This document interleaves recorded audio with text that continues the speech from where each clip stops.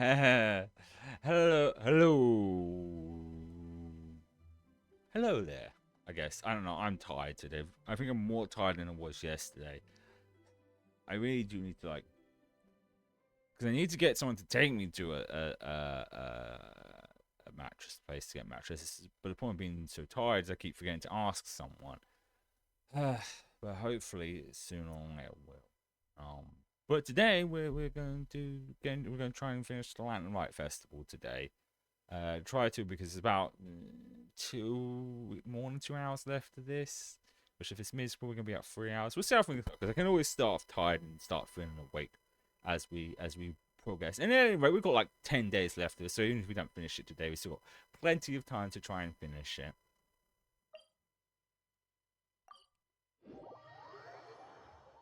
So anyway, we're just gonna get into it because of how tired I am.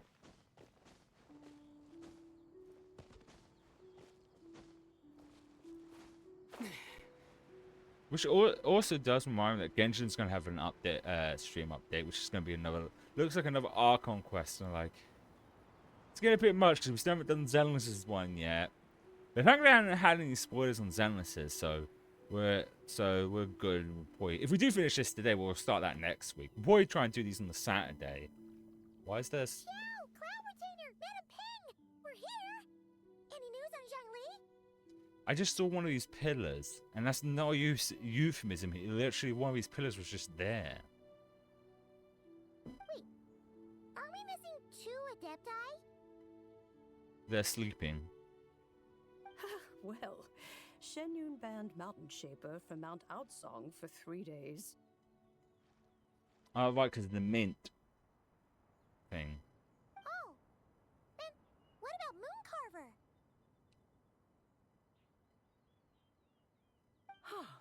The scheme to plant mint in one's abode was one those two fools devised together?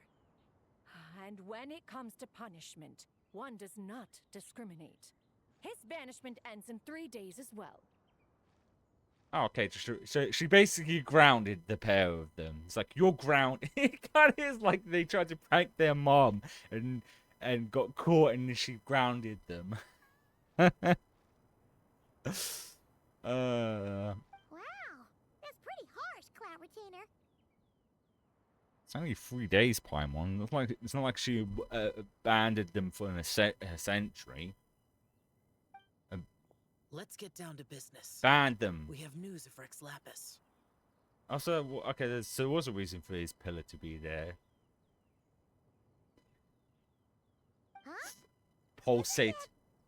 Pulsating there, long, and well, it's not throbbing, but never mind. Yes, Rex Lapis's Geo Pillar. It descended from on high this morning. His He must have Geo sent it for a pillar, reason, yeah. but it does not respond to our touch.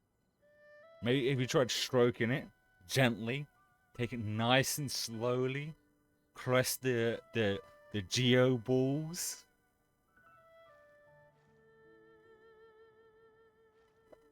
So, what does it mean? Is he in trouble? Not necessarily. It could be a message only a specific person is meant to receive. Traveler, you alone spoke to Rex Lapis before he left. Oh, so it must be for the Traveler. Give it a try. Touch the touch the pillar.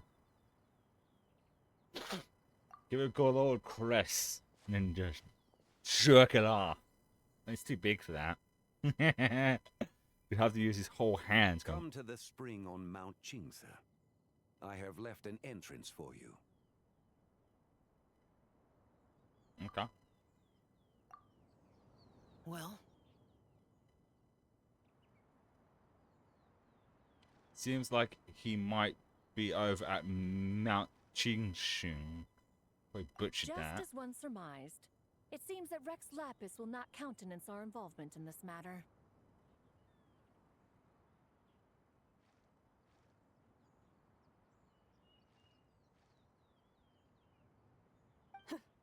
That would not surprise me in the slightest. He's always had a soft spot for the traveler, after all. But be that as it may, we have served Rex Lapis for millennia now. In other words, I'm sure this has nothing to do with favoritism. He's probably just trying to protect us. That's right. So you mustn't let your guard down, even if Rex Lapis is by your side. Don't worry, I won't. Alright, let's get going. We'll try not to keep you all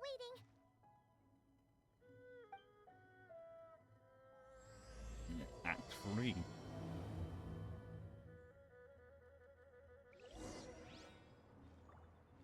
Alright, let's go. Let's do it. I am really tired today. So who knows, I might wake up eventually. Or keep becoming... This point we haven't been to a region for so long. I'm trying to remember the best method to travel here and go up there would be better to go down and fly in. I think I'll be fine going this way. Yeah, fucking goddamn it again! I forgot about the fucking ball that tackles you as soon as you spawn there. God damn it, the fucking thing.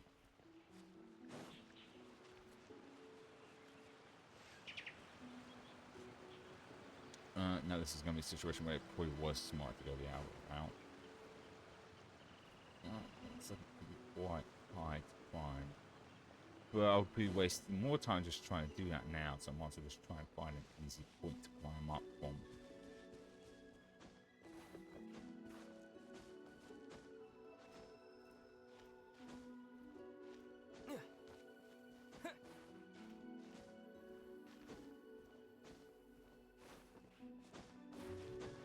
If I had vented, this would be easier.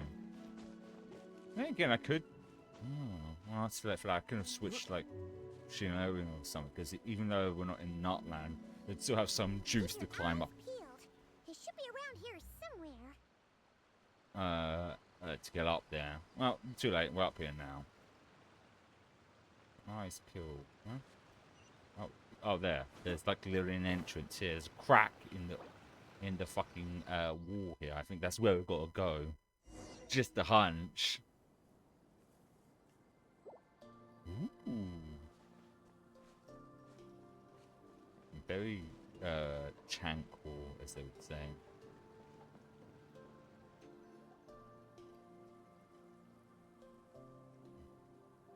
Who could have imagined that the once mighty Geo Archon might end up so, sitting on a humble stool in the woods, quietly weaving moon lanterns? Why is it saying question mark, question mark? We can clearly see what the fuck it is. I guess one of her 7 deadly cells has different names. You really do look like an old man now. To be fair, I think 'cause it's been a week since we last played. I forgot to mention we're doing this today because it's on Friday because the state of plays tomorrow. It's today, but it's not going to like 11 p.m. my time, and I do want to talk about tomorrow's stream, but I do want to also finish this, so we're doing this today and then doing Tomb Raider tomorrow, so we can talk about because I doubt we'll react to it because it's going to be 60 minutes of basically nothing, and I don't want to waste my time and everyone's time just to react to basically nothing. So I'll watch it in the morning and then we'll talk about it Friday morning. Anyway, This is a Shao lantern, not a moon lantern. there's a difference. In ages past, when the gods waged war and the world was in turmoil, these lanterns were lit to guide fallen warriors back to their homes. Had you tarried in the mortal realm for but a little while longer, you might have become quite accustomed to them. Shouldn't his mouth be moving? Is there... Even so, it bears such a striking resemblance to the moon lanterns they used to offer up to the heavens. Could this truly be mere coincidence? I think not. Perhaps Oh, in now his some mouth's sense moving. it is, yet in another it isn't. His mouth's moving. Well, I can't speak. His mouth is moving now. Wasn't a second For ago. instance, who is to say that some of Langan's magnificent jade did not become part of the very foundations upon which Liyue Harbor now stands? Oh, so that's where Long Gong used to be then. It is conceivable that this ritual was transmitted in such a manner too. Now, let's not let ourselves get carried away. For all its splendor, do not forget that, in the end, even Langan could not escape its heaven-sent fate. Alas, it is just a pity that the little creatures of this world may never again lift their eyes to the moon, even should misfortune befall them. But you, Geolord, now that you rule this realm, why take the trouble, not to mention the risk, to visit one who bears such profound guilt as I? Are you not afraid that you might be sullied by the curse of time that was laid upon me? There is no risk to speak of. At least, not in comparison to that which you took when you defied the heavens all that time ago. As I have stated, time and again, it was not I who defied the heavens. Geolord, the ancient affairs of Langan have nothing to do with me, for I am but one of her deadly selves, severed before her demise. My name is not Zebai, but Zichao. Ciao. Ciao. Surely you did not take us for one and the same, solely on the basis that we may all assume the form of white horses? Sorry to break it to you, but you seem to have found yourself the wrong white horse. Anyway, do tell me, what urgent matter brings you here? Very well then. I have come to ask for Zebai's shade. Oh? So, the Geolord has set his sights upon Zebai's human soul. And what is it that you intend to do with it? Eat it. Where are we in this? Are we just like standing like behind them listening to this conversation? The world outside is changing. With the new moon's birth, the confines of the Shadow Moon are gradually disintegrating. In other words, the heavenly soul is set to return. I thought he was going to say Shadow Realm for a second instead of Shadow Moon. Consequently, strange phenomena have manifested within Langan's former domain, leading to the earthly soul's reappearance as well. The last of the trio, the human soul, is in your possession.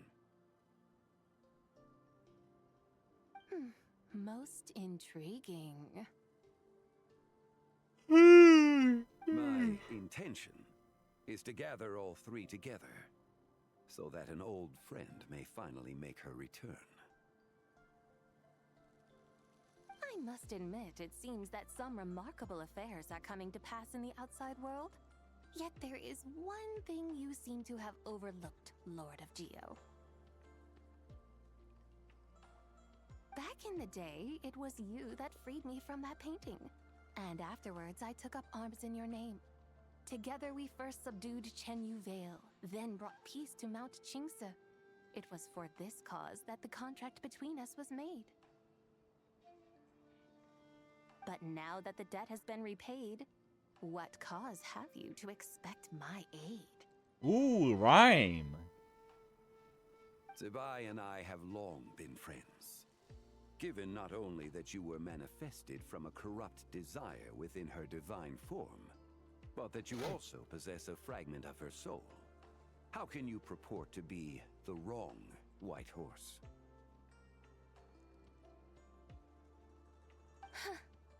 I think you'll find that we are now as separate and distinct as any two beings ever were. What once shone with radiant purity has long become dust. What you see is no longer what it was. Oh, great Lord of Geo. Should this still be unclear to you, I bid you take your leave.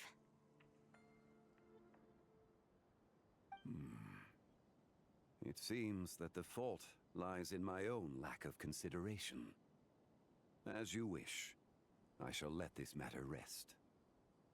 Do you think his thing, his vision thing, every time he runs very fast, do you think that slaps in his ass? Because it looks like it would. It looks like if he ran fast, it would go.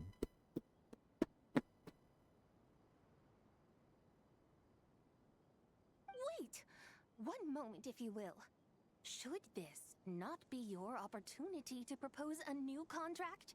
The part where you make me an offer I simply couldn't refuse? And make you an offer you can't refuse. Even those puny mortals know how to haggle when striking their bargains. Should you, the famed god of contracts, not likewise strive for success through negotiation? I think he's using what's called reverse psychology. Come now, enough with the posturing. It's time to name your price. Very well. I had, in truth, prepared a new contract for your consideration. I knew you would not come before me unprepared. Yet, you should know that I want for nothing, for I live in the mountains, carefree and untroubled. Occasionally, I even find sport in teasing the mortals who stumble into my presence. What kind of teasing are we talking about? Then why persist in telling them those ancient stories? I speak of what transpired before the sky collapsed and the earth sank into itself. That is merely my way of passing the time. And what of it? Would any believe, much less remember, the ramblings of a mountain hermit? Those tales have long since spread throughout the mortal realm. Who? Should my words prove insufficient, I invite you to see the world for yourself. The world! I have found you a pair of trusty guides. Oh, that's where we come in then. The lantern rite is presently underway in Liyue, and should prove quite intriguing for you.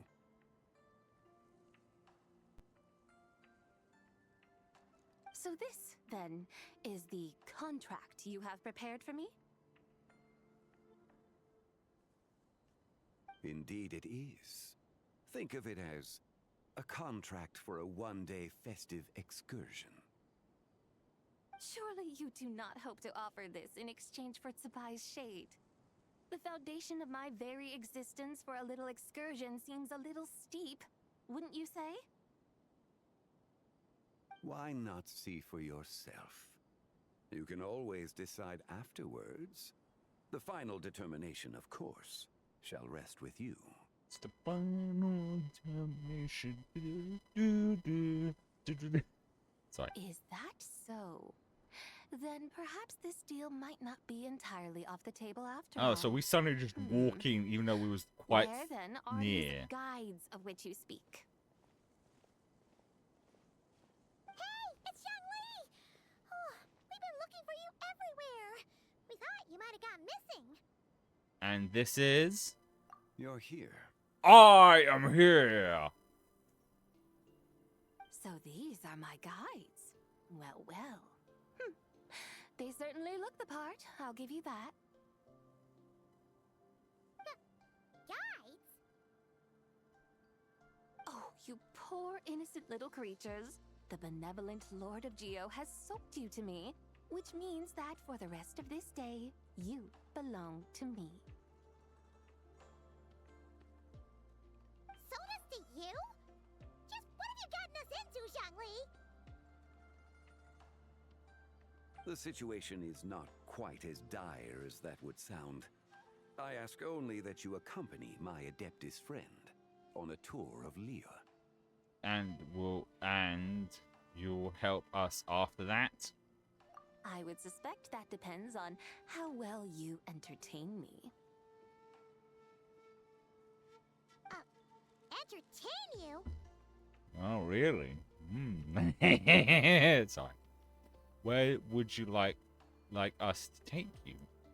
Let us start with this Liyue Harbor, of which I have heard so much.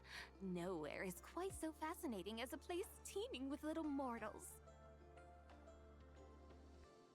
How come this Adeptus sounds so different from what Paimon imagined? Let's just play this by ear. Okay, we'll take care of it.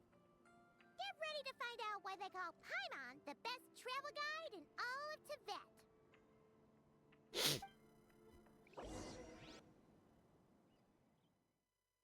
So I'm scratching myself. Look, we've arrived at Liyue Harbor. Don't know, I was just checking if there are cats in there. Today there or not, there is no kitty cat here. Oh, no. No, there isn't. Well, I had one come in a minute ago, or one of them might be hiding. Not only is it Tibet's busiest part, it's also the beating heart of Liyue. So, dear Madam Adeptus, where would you like to go first? Madam. With humble fare and wine to sip, in comfort clothed and soul at ease, one eats, and all the heart's ills cease. So we're heading straight for the good stuff? Well, you're in luck, because Paimon's an expert when it comes to food. There are two main cooking styles in Liyue. Li cuisine, which is all about mountain delicacies, and Yue cuisine, which is centered on seafood. The most famous restaurants are Liuli Pavilion and Shinyue Kiosk. Oh, now Paimon's starting to drool. Guess our only option is to go try them both. 2 meals back to back. Well, you're making me feel hungry, Paimon. Both sound like excellent options to me. Are these the kind of establishments that most people might visit on a regular basis? Not exactly. Both Li cuisine and Yue cuisine are known for their pricey ingredients. Definitely not what you'd call the budget options. Right, is that what she wants? The budget option? She wants to go to fast food. Want McDonald's instead? But don't you worry about that. Just think of it as Zhang Li's little treat. What, he broke? Put Hu Tao in trouble. Oh, it was sponsored by He'd get it from Hu Tao. Come on! Aren't you supposed to be pals with Hu Tao? I'm unsure we can afford to spend a little more of her mora at least. We got alright. We got like fuck. Oh, I lost track. Oh, that. Now I've lost track.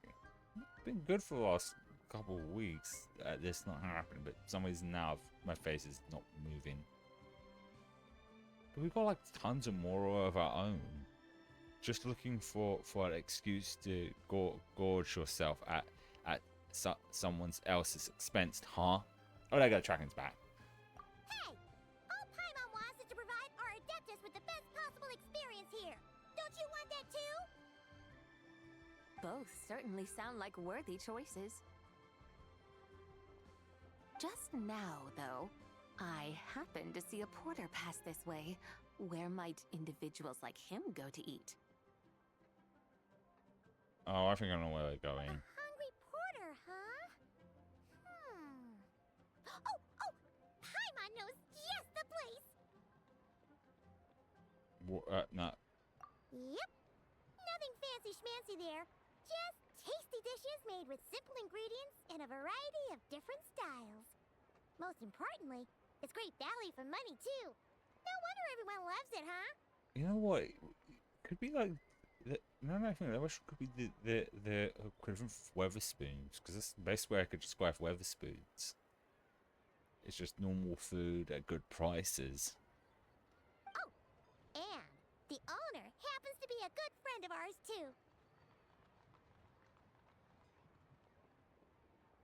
One Mean Restaurant. Yes, even the name itself feels lively, and down to earth. All right, let's make it our first stop.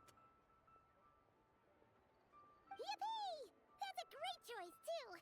Alrighty, let's head over there right away! Paimon can't wait to dig in!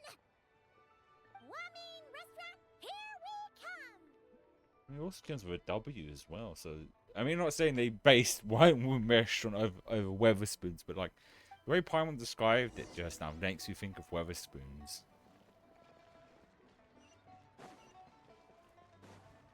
Alright, no, what am I doing? I can fast travel. That makes things go a lot quicker. Boom. Right there. All this talk of food is making me feel hungry now.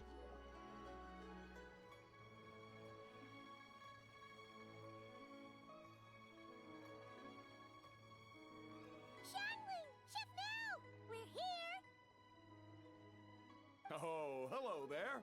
What Hello a there. surprise to see you two. Welcome, welcome.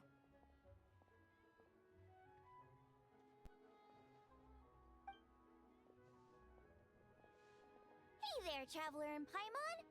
We're a little busy today, so grab a table while you still can! But... I don't think I've met this lady before. Is she a new friend? You could say that. Here for that's right. Oh, I see. Well, hey there! A friend of the Traveler's a friend of mine, too. Don't worry, we'll take good care of you. Just order whatever you want, it's on the house. That says By money the problem. way, I'm Xiangling. I cook here at Wanmin Restaurant. What's your name? Miss Xiangling, have you ever heard of the White Horse Adeptus? Of course! What about her? That is me. I am her, and she is me. Huh? Huh?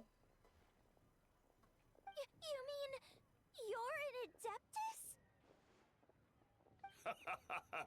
Oh, you younguns crack me up. Come on, Xiangling. You've got to keep up with the times. Haven't you heard of cosplay? It's like a role-playing game where you dress up as famous characters and pretend to be them. Seriously, it's all the rage, and it looks like this young lady is quite the expert. That's just one way of getting around it. It's like basically, no, that can't be Adeptus. It has to be someone cosplaying as them. Your friends sure keep their fingers on the pulse, huh, Traveler? Wow, Dad. Didn't know you were so tuned in. But how come I haven't heard about it? You gotta listen to our customers. Didn't I tell you to spend less time chasing after wild vegetables and more time making friends? You're even more out of touch than I am. Friend. Hey, I like making friends too. Isn't that what I'm doing right now?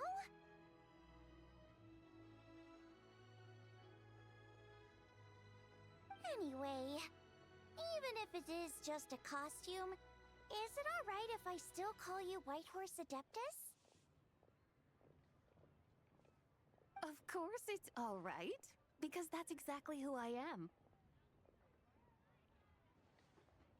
Okay. I can see you're really committed to the role. How about I call you the real White Horse Adeptus instead? It's because she is. In that case, you can call Paimon the real traveler. Huh? Guess you can make me the real. Oh right, I get it. Yeah, right.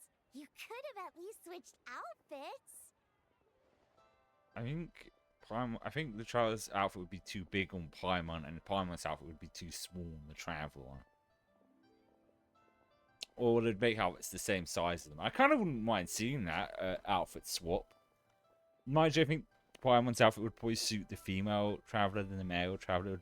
It'd be a bit more funny on the male traveler. I really hope they do more outfit things. They had that new outfit for them. I don't mind if they're not in cutscenes and stuff, but like it would be nice to have like more outfits for Traveler and Paimon. Puny mortals. Nevertheless, I suppose it might be amusing to indulge in your little charade for a while at least. Charade. Alright, go grab yourselves a table. I'll come take your order in a bit.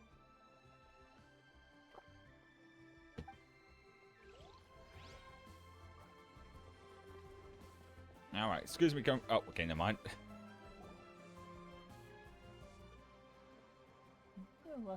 Hello. May I ask if Miss Xiongling and Chef Mao are here? Yeah, they're just over there. Wait a sec. Aren't you? So, what would you like to... You're... Here to apologize, I'd imagine. Hello, Miss Xiongling. It's me, Lu Xiongxiong, the one who broke some stuff here at your restaurant a few days ago. I just wanted you to know how sorry I am. I honestly don't know what came over me. Please, please forgive me. You got possessed, that's what happened. Oh, it's you. You really gave me a fright that day, young lady. You didn't actually get food poisoning from our blackback perch stew, right? Come on, Dad. She's come to say sorry. It's alright, Miss Lu. You must have been feeling a bit off that day. You're looking so much better now, though. Why don't you grab a table, too? This one's on the house. No, I couldn't possibly. Hey, it's totally okay. We all feel under the weather sometimes. Especially when we're away from home. Yeah. Come on, find yourself a... Yeah, being under the weather doesn't make you trash the place, though. Yikes. Looks like all the tables are taken. Oh, this is gonna be awkward. Wanna come sit with us? We've got an extra seat over here. Must be... might be... Thanks, guys. So what would you like to eat today? Feel Food. free to order anything you like. I should very much like to sample your renowned poisonous blackback perch stew. It's not poisonous. It wasn't poisoned. That was all on me. So that's one portion of blackback perch stew. How about you guys? Paimon wants... Since it's on the house, why don't you choose for us? Sure thing. Looks like Paimon's having trouble making up her mind. Anyway, I guarantee you'll love it. Let me think. Well, since the blackback perch stew is on the spicier side, I guess it makes sense to balance it out with a serving of stir-fried shrimp. That sounds nice. And since it's Lantern Rite season, you better try out the triple-layered consommé and come and get it too. Those are our seasonal specialties. It's a mouthful of words for a dish. As for the carbs, since we've got a full table, how about some right at home? Along with our special chili mince cornbread buns. Trust me, you won't be disappointed. Not really one for spicy food, so that last one doesn't actually sound very appetizing. It's got chili in it. And for dessert, I'll whip you up some Lucky Snow Delight. Ooh. I just came up with it a few days ago, and I can't wait for you to try it. Wow! Sounds like quite the feast. Looks like Paimon's in luck today. My brain. I had thoughts and then they went. Am I the only one who thinks that's way too much? Not at all. Don't worry, I know what I'm doing. And to top it all off, our star dish, Adeptus Temptation. You should know that we don't often serve this here at Wanmin Restaurant. But since this is my first time cooking for the White Horse Adeptus, I'm pulling out all the stops. Okie dokie, just sit back and relax. I'll have your dishes out in no time.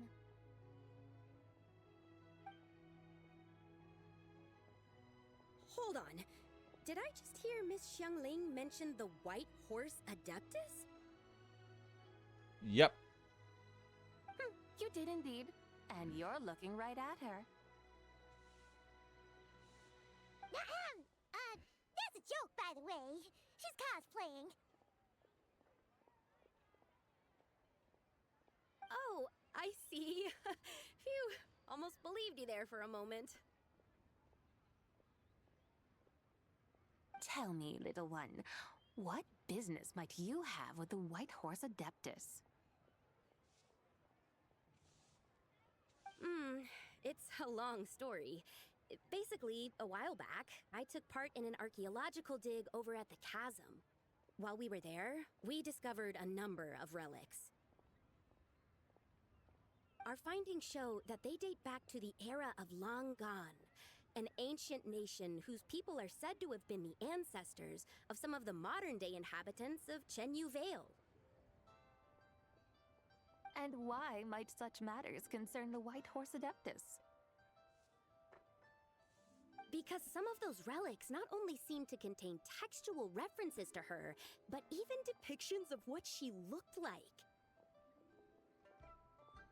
There have long been legends claiming that the White Horse Adeptus was a deity of that era, but there are plenty of other theories out there too. If I could just locate some more detailed records, I'm sure we'd be able to find out so much more.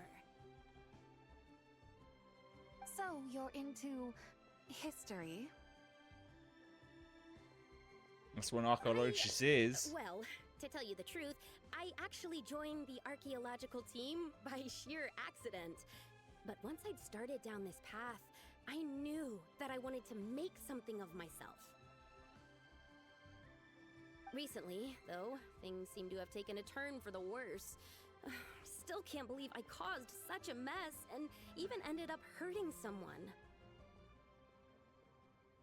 Oh, so you're considering becoming a martial artist now instead?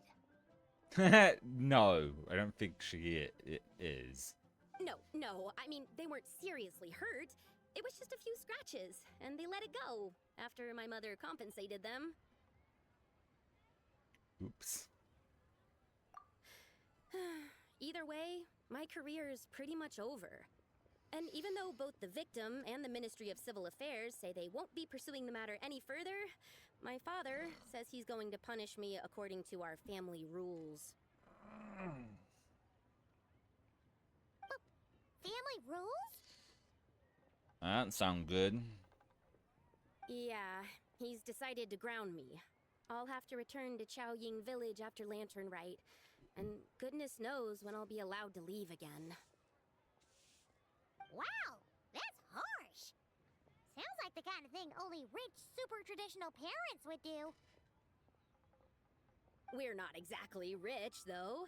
All we own are a few tea fields in Chaoying Village and a guest house in Liyue Harbor.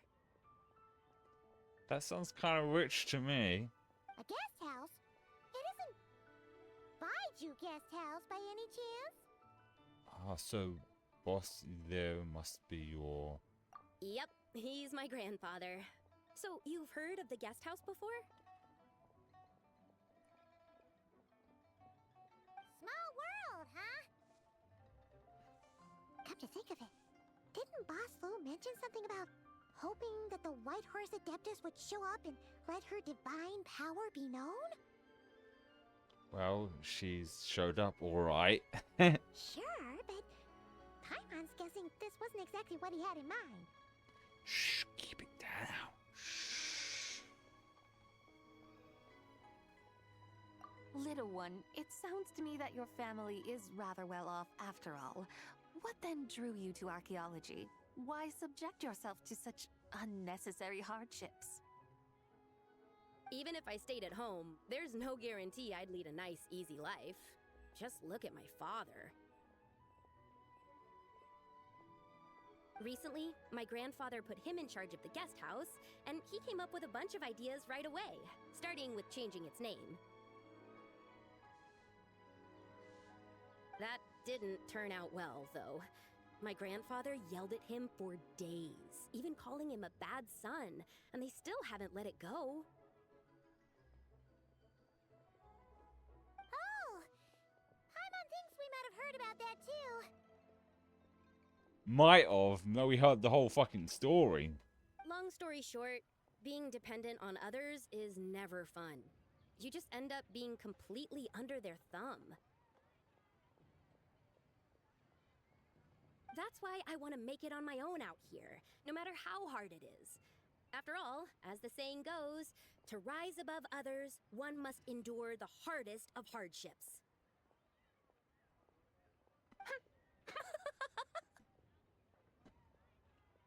What's so funny about that? You poor, innocent little creatures never fail to amuse me. To think you would endure all manner of hardships in your brief time on this mortal plane, and all that merely to rise above others. I would have thought that the wiser path would be to simply roam this world as I do. Huh? Huh? Tell me, what is it that you truly delight in? Archaeology? Martial arts? Tea planting? Or perhaps the keeping of a guest house?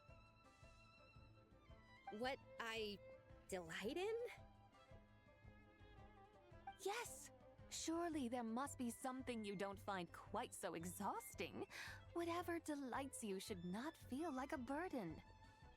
You know, that's kind of true in hobbies in general. If you're going to do a hobby, you should do it because you enjoy doing it and having fun. If you're not having fun, what's the point of doing it?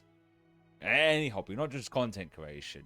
Fun should always be the key thing in doing a hobby, regardless of what it leads to. Because you have much a better time if you just enjoy having fun than just doing the hobby because it might gain you a career or fame or something. Because then if you're going in that route for something, then it's not fun anymore. At least that's my thoughts. But do things like that really exist?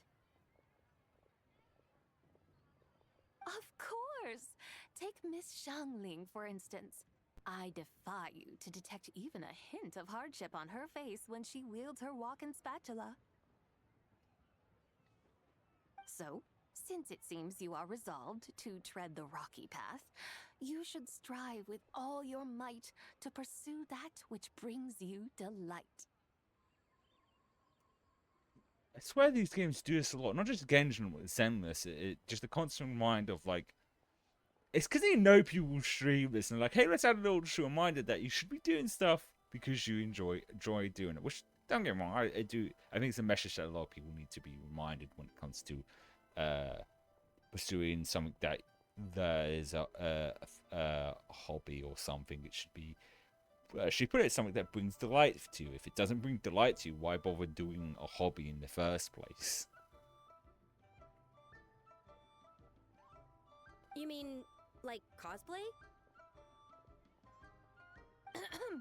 I suppose you might say that.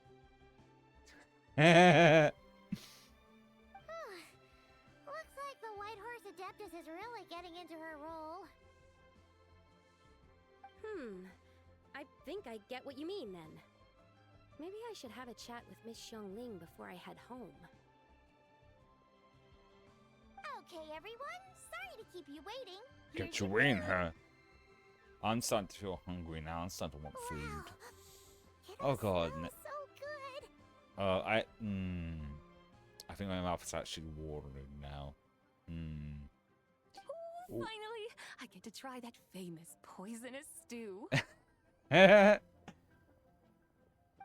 didn't you hear what Shang said? It wasn't the stew. If anyone's to blame, it's that other you.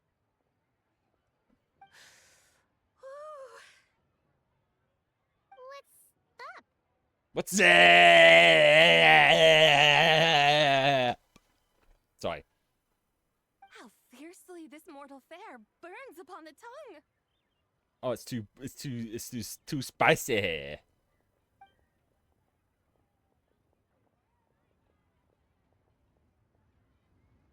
You and the others. That's going too quick for my tired ass brain to read.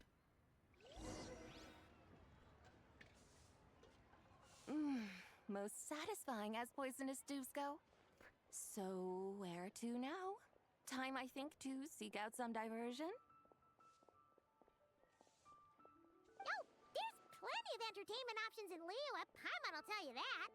The locals like to drink tea, walk their pets, play chess, watch operas, attend storytelling performances. Storytelling performances? Actually, you know what? I am starting to feel very hungry. I'm gonna go and grab a lunch, as usual with stuff like Genshin and Zenless with this long story stuff. We're not gonna stop and watch shorts or something. We'll just continue watching this while I eat because I am really starting to feel hungry. So I'm gonna grab my lunch and we'll continue this. Because God, am I hungry.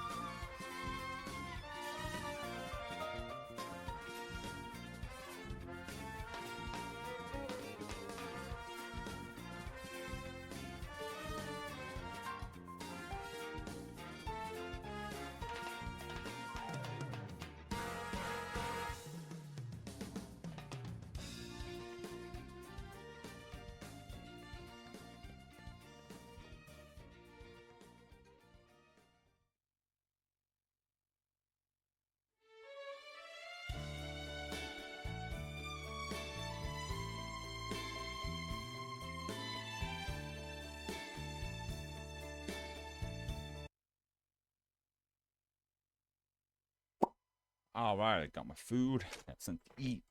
Even give me a little boost of energy as well. Also, I'll mute myself. You know, like listening to people telling stories.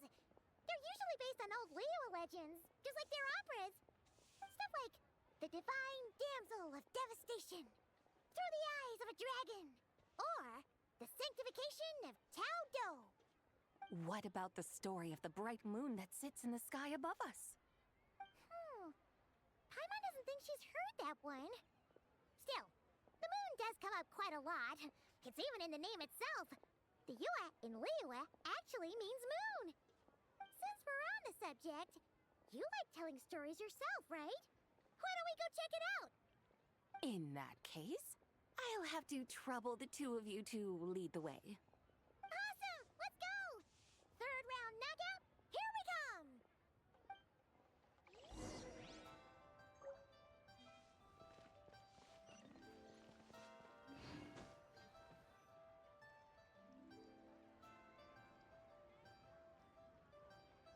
What a tongue twister! I'd have made a complete fool of myself if I tried to say it on stage without practicing it first. Huh. Call yourself Iron Tongue Tien. Wobbly Tongue Tien, more like.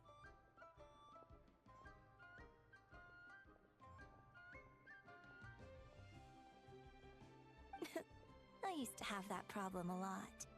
But if you just take your time to grasp the meaning and commit it to memory, you'll be able to say it smoothly in no time. You're right, Ms. Yoon. I'll give it another try. Hey, Yunjin! Fancy seeing you here! What are you two talking about? Ah, Traveler and Paimon, we meet again. And who, may I ask, is this? You may call me the White Horse Adeptus.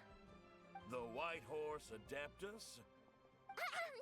She's not really an Adeptus. I see. Well, it certainly looks like a lot of fun. Oh, funny you mention it. This type of thing is actually something I'm quite familiar with. Once, to perform Through the Eyes of a Dragon, I decided to imagine that I was Rex Lapis himself. It was the only way to truly inhabit his mindset and understand his resolve to quell those demons. Sounds like you just wanted an excuse to feel all big and powerful. Hey, that's... You just don't understand how inspiration works. You're one to talk. Paimon's traveled all over with the Traveler, and she's seen things that would make your jaw drop. All right, then. Since you claim to be so knowledgeable, why don't you prove it by reciting an ancient poem? An ancient poem? Which one? Ha! See? You mean to tell me you've never even heard of the ancient poem called An Ancient Poem? What kind of a title is that? Quit teasing, Paimon. We only just found out about that ourselves. He's talking about the writing on those ancient relics. When we first saw it, we couldn't figure out what it all meant. So in the meantime, we decided to just refer to it as an ancient poem. However, thanks to the painstaking work of the scholars who were tasked with decoding it, it seems like that's exactly what it was. Or rather, an ode offered in veneration of the moon and the White Horse Adeptus. Oh yeah! Didn't Keqing mention that before? It's got something to do with Longan, right? That is correct. The Ministry of Civil Affairs has issued a notice stating that, although it is true that the moon may disappear tonight, we should be in no danger. In other words, there's nothing to fear. But if you're worried, we can always take a leaf from the Book of the Ancients. By reciting this poem, I mean, and calling for the White Horse Adeptus' aid. If we do that, I'm certain she'll protect our moon and keep us safe. Oh, seriously? Paimon has to get a look at this.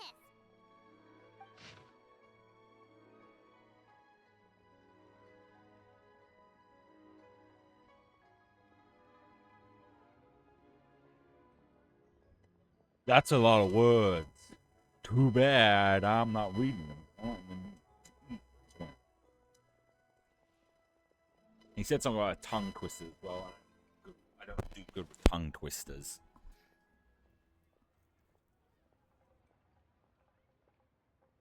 Under moon eternal in radiant night, a maiden grants silk, soft and light?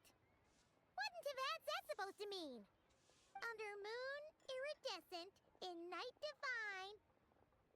Blah blah blah, something clot so fine. Something about fields being plowed, something else about seeds being sown from the earth. The fields are plowed, the seeds are sown, and from the earth, life is grown. Whoa! You did that without even looking! Bravo! Bravo! We have an expert in our midst. Looks like this young lady really does know her role inside out. If I didn't know any better, I'd have taken her for the real deal. That's because I am the real deal. That's the spirit. This is exactly the kind of mindset I was talking about. Behold, mortals, I am none other than the indomitable Rex Lapis himself. Kneel before my godly splendor. Believe me, young lady, I know exactly why you do it. Back in the day, I was just like you. I must say you are rather amusing as mortals go. Miss White Horse Adeptus, it is a great pleasure to make your acquaintance today. I have some questions regarding the poem, and I was wondering, perhaps, if you might be able to shed some light on it? You want me to explain the full meaning of its verses? Your guidance would be much appreciated. Fascinating. Tell me, do all the people of Liyue still express such reverence for the ancient ways? Well, it's true that we hold a deep fondness for our history, but it is hardly our only pursuit. One of my good friends, for instance, is even more devoted to the modern Fontanian art of rock and roll. Exactly! And don't forget, great practitioners of the role-playing arts walk among us too. People like me and you, young lady. Yes. So rather than placing too much emphasis on our reverence for the ancient ways, it might be better to say that here in Liyue, 100 passions bloom, each with a voice of its own. I see. Then, I suppose it wouldn't do any harm for me to enlighten you. In truth, it is but a simple poem of blessings.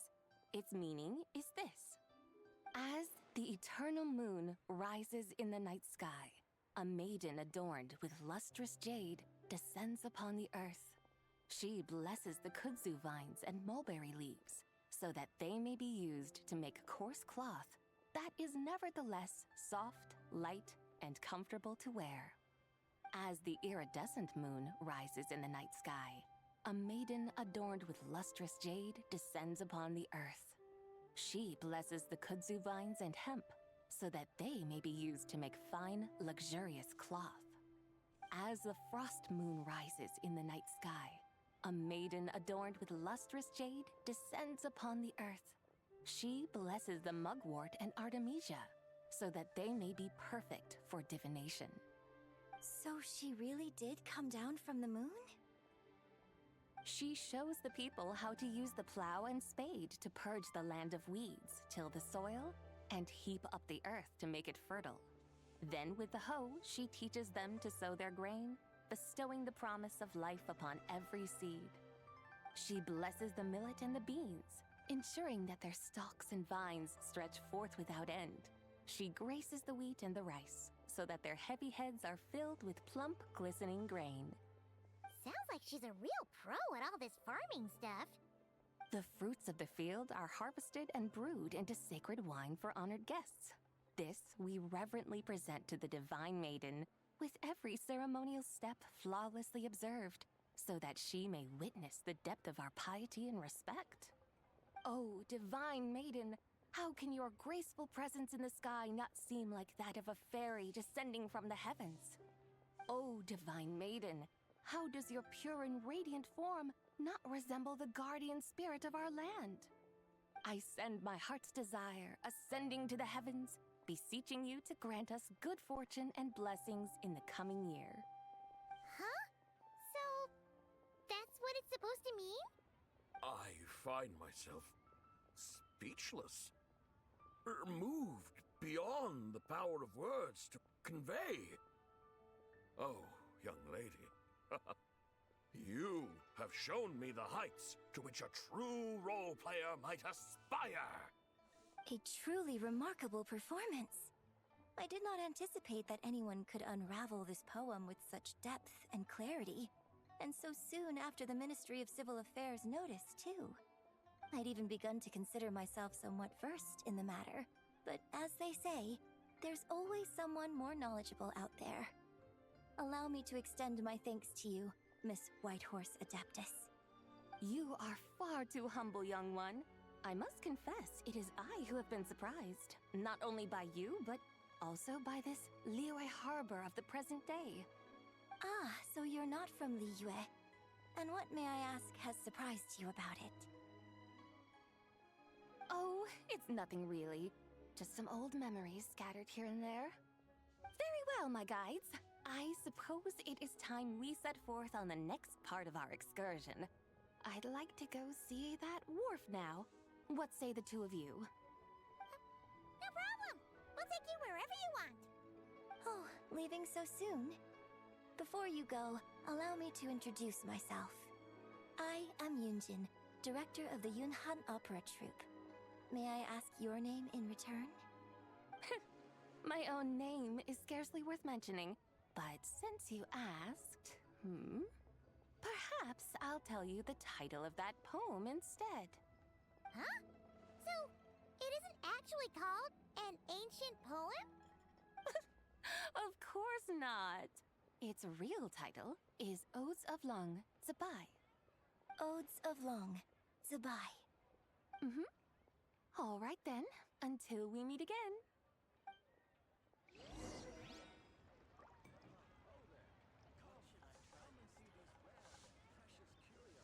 All right then. I'm not finished eating yet. Got my Kit Kat to eat. Oh wait, probably yeah. It's, oh, and I can use this.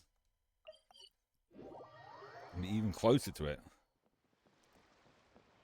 Oh, I also forgot to mention I've already done all like the mini game stuff off stream. I don't think we even have enough. Yeah, we're way off, and I wanted to roll for Nervalette more than anything. I don't know, maybe we might get enough after this. Oh wait, there's going the Hey, Ganyu! Ganyu, there you I go. forgot to mention, on my recent trip to Notcry, I came across something really fascinating in the Frostmoon Scion's library. I found records in their collection of another divine envoy living on the moon. A divine envoy on the moon? You don't think it could have been referring to the White Horse Adeptus too, do you? I wonder if her voice sounds different, because I did see something about her voice actually being changed, but this is one old characters like this is trying to remember. Unless it's like really different, it's hard to tell.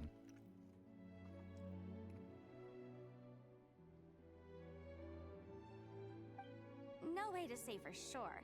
Still, the similarities between our legends are intriguing, to say the least. Isn't it amazing? Especially when you consider how far apart we are. It truly is. We might live in different lands, but when we look up at the night sky, we all see the same moon and stars. I hope my belly's nice and full. Right? It's Left. like we're all bound together, no matter where we are. When you think of it like that, it's almost as if our friends from other nations will be right here celebrating with us. Isn't that a wonderful thought? No wonder you were so excited to go see the giant lantern when you first got back. Sounds like you're a real fan of the White Horse Adeptus, huh? I think it is different, but it's one of those situations where it's not too different from the previous one, though. I guess you could say that. Just a pity she's so elusive. Even Granny's never met her, you know? Maybe she really is just a legend after all. Hey, Yanfei and Ganyu! Trust, Paimon. The White Horse Adeptus is as real can be.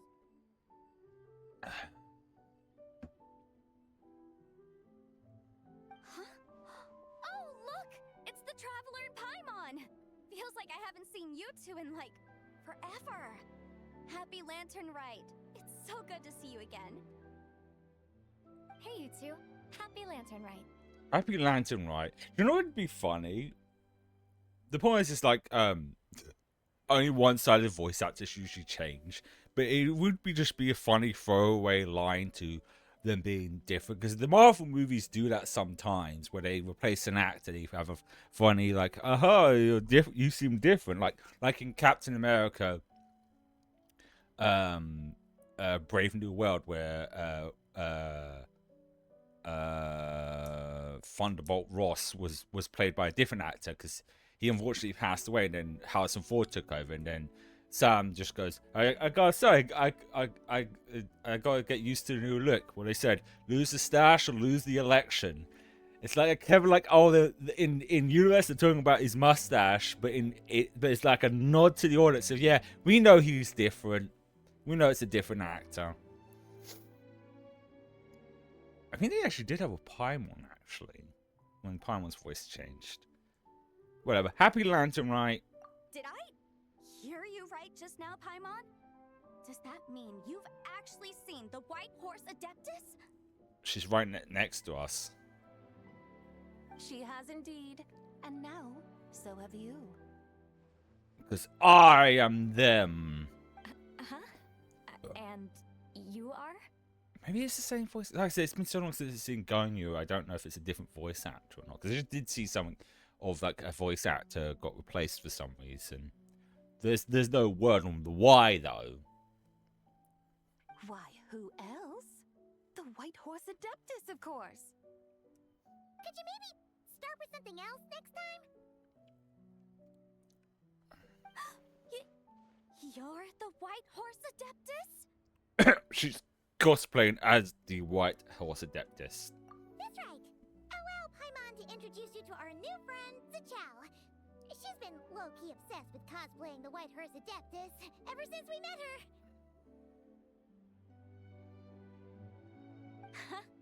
I see. Well then, greetings, Miss Zichao. My name is Yanfei, and recently I've been low-key obsessed with learning everything I can about the White Horse Adeptus. I'm sure the two of you will get along like a house on fire. Oh, and by the way, I'm Gonyu. So, Miss Zichao, you must be here to see the giant lantern too, right? Left? Hmm? A horse-shaped Zhao lantern? Is that what I think it is? That's right. A lantern made to honor the White Horse Adeptus herself. Isn't it gorgeous? This is as gorgeous as the real thing. Huh?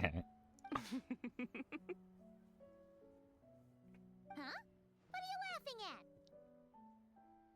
at? Both the lantern and myself. What do you mean? What do you mean? Oh, this lantern truly is an artistic masterpiece. But tell me this. Have any of you ever seen a horse before? Come to think of it, Paimon can't remember ever actually seeing one herself. What about you, Traveler? No, you know, now that I think about it, I don't think they've ever actually shown a horse in this game. Like just a random wild horse. I don't think. Yeah, that's weird. Me neither. I have, but not here. Yeah, that's weird. Huh. Maybe misremembering, because this game is like 6 years old this year. There's probably a chance we definitely saw a horse. Oh, this horse appears to be mid-trot, but it has adopted what is called a lateral gait, where the legs on one side of the body move together in unison. A rather rare sight indeed. Just now, I suddenly pictured myself, I mean, the White Horse Adeptus running the same way. The image was so absurd, I could barely contain my mirth. Oh, really? I never knew that. You learn something every day, huh? Oh, come on! It's basically a giant piece of fan art! Who cares if it's different than the original? So why laugh at yourself? I was merely laughing at my own ignorance. I came here thinking that the White Horse Adeptus's tale had been long forgotten. Yet here I am, gazing upon a lantern made in her honor. Well, you couldn't have been more mistaken. There are so many tales about the White Horse Adeptus, I'm starting to lose count. Just off the top of my head. Just so you know, Yanfei, we've heard it all like a million times before. Aha! But there's one thing I can guarantee that you haven't. Huh? You mean like a new chapter of her stories come to light? Mm-hmm. And I heard it from Ganyu just yesterday. Hey, why don't you share it with the others? Sure, no problem. Where to begin? Do you guys still remember what Liyue's Moon Chase Festival is about? No, not really. Of course! It's a festival held in honor of the Stove God. Oh, right, yeah. No, not really. That's right. But it took a really long time for the Stove God Festival to become what it is today. In its earliest form, it was actually an adeptal ritual known as the Moon Chase Rite.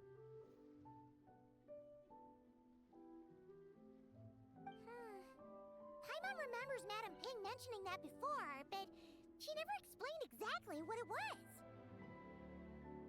According to Cloud Retainer, the Moon Chase Rite was originally a ritual meant for communicating with the moon. Oh, okay. Communicating with the moon? But for what purpose? For fun? For shits and giggles? At first, Cloud Retainer wasn't entirely sure either, as it was always Rex Lapis who performed the ritual. Whoa! Rex Lapis did it himself? Oop. Must have been a really important ritual. You really slipped up twice there, Paimon. That's right.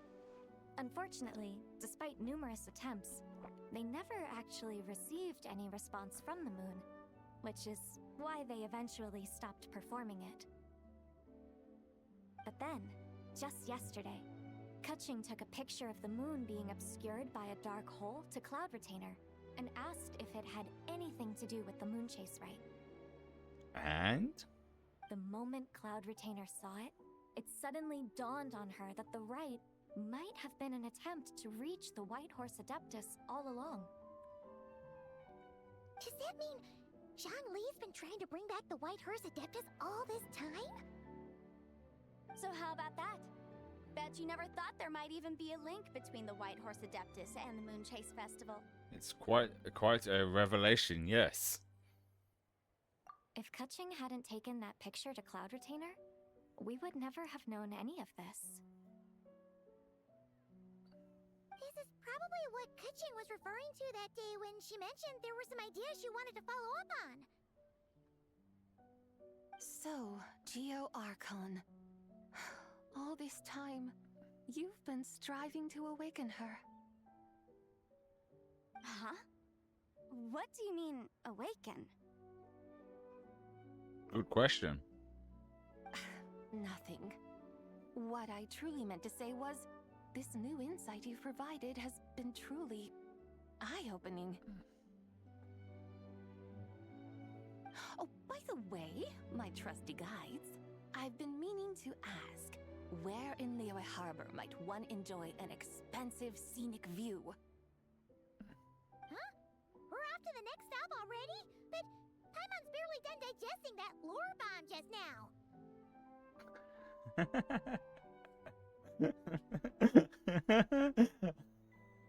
I love that. I'm gonna have to use that one. Digesting the lore bomb. I love that. All the more reason to find the right spot to let it sink in.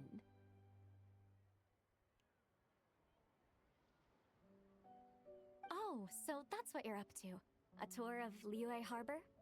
In that case, if you're looking for a spot with a panoramic view, I'd recommend Yujing Terrace.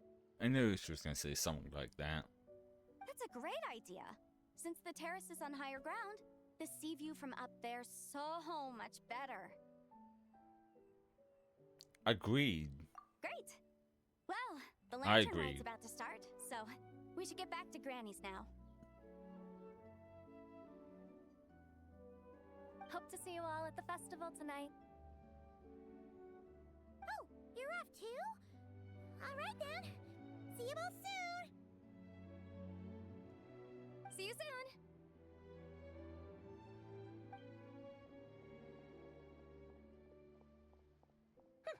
Very well, my guides. What are we waiting for?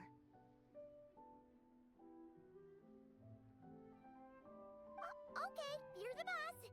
Yujing Terrace it is. After all, the customer's always right. Hold on a second. Something else you needed to do? Jerk off. Or take a shit. Let's take a photo here in front of the giant the thing, my brain. Paimon likes that idea.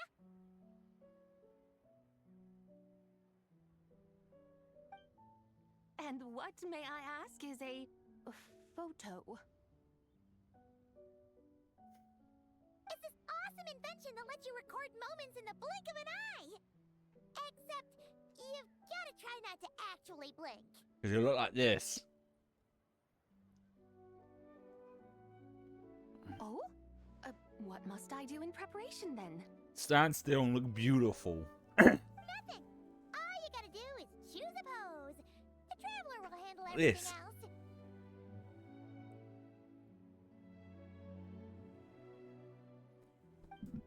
We could do bunny ears behind her, like little bunny ears like that. Come on, let's give it a try. Oh, she's doing a piece! Well, kind of. That's like she's waiting to shove those fingers somewhere.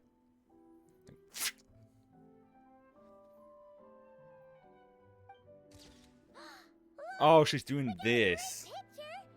Paimon's gonna call it The White Horse Adeptus meets the White Horse Adeptus in Liyue Harbor. She's doing this, actually. Huh. They've even discovered a way to preserve moments in time.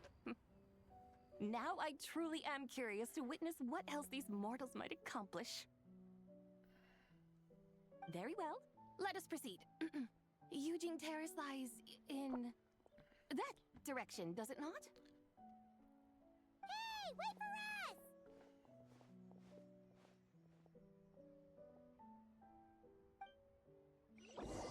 us! Is it gonna just take us there, or... Yeah, it takes us there.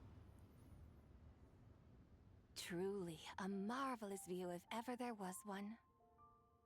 It seems the charm of this Liyue Harbor is only heightened by the sun's dying light. And soon, people will start releasing their shell lanterns to mark the most important day of the year. Practically everyone will be with their friends and family, eating a big meal, chatting, and even setting off fireworks. Trust Paimon, it'll look even more amazing then. What do you say? Want to stay to see that? No need. Let us bring this weary day to a close. Weary day? You mean, you didn't enjoy your tour? I had imagined you would arrange for me to witness some grand spectacle. Perhaps the descent of divine beings, the manifestation of the sacred before mortal eyes, or the appearance of a selfless hero come to aid the helpless and downtrodden. Or, should that not come to pass, then at the very least, spend a little more coin. For that, it seems, is how one finds true enjoyment.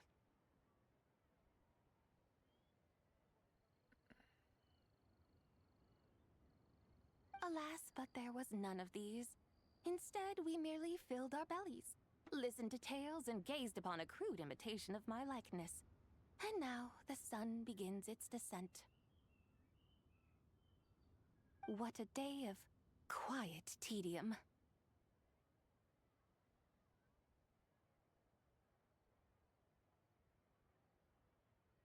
Well, we're so sorry. If we'd known that was what you wanted, we'd have done it all differently. It's all that Zhang Li's fault for not making the customer's requirements clear.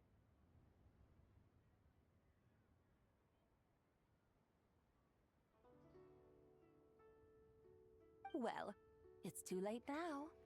Do you still believe I would part with that soul fragment, now so intertwined with my very being?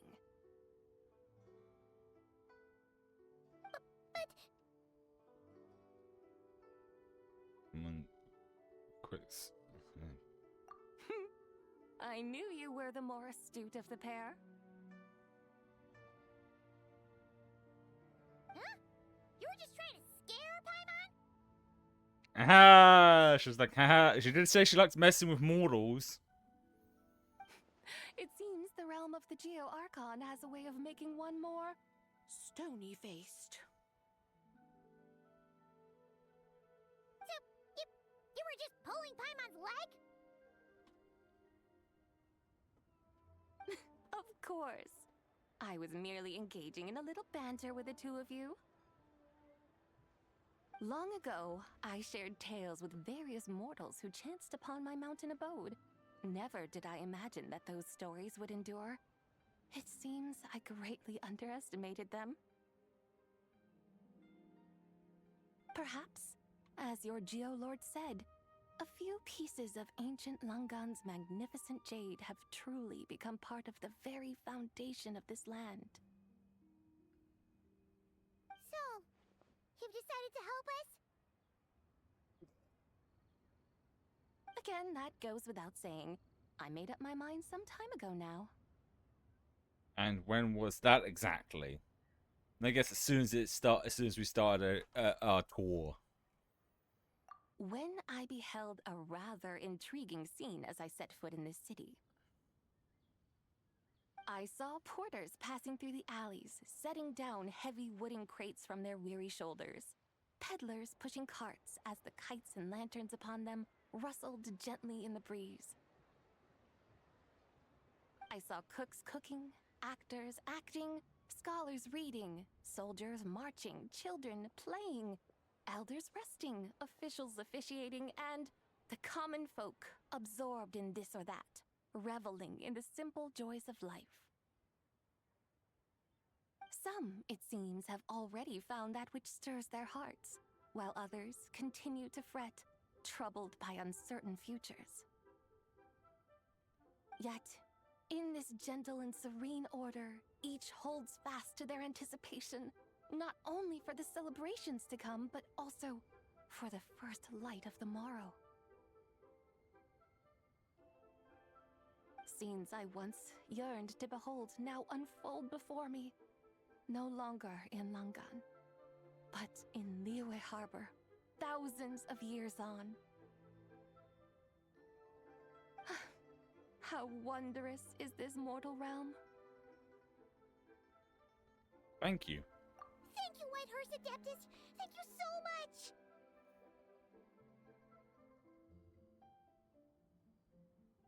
Adeptus, Adepti, perhaps the singular art in which we are truly proficient is that of sequestering ourselves within the high mountains. But once we leave our mountain refuge, we find ourselves drawn back to mortal ways all the same. So, it is I who should offer my thanks to the two of you. Traveler, Paimon, you have made this day more delightful than any I've known in a long, long time.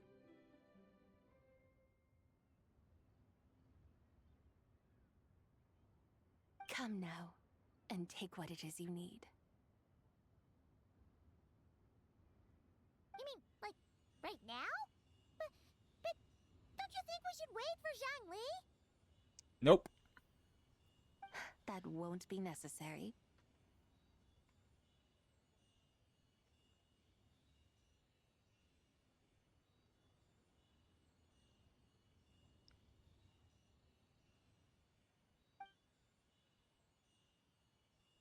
all things shall meet again in their time, for the waters know no rest, and the flowers their appointed season.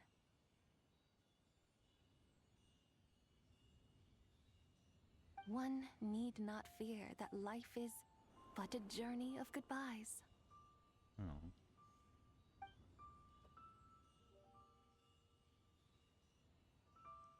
Is she gone? There's a ball of light now.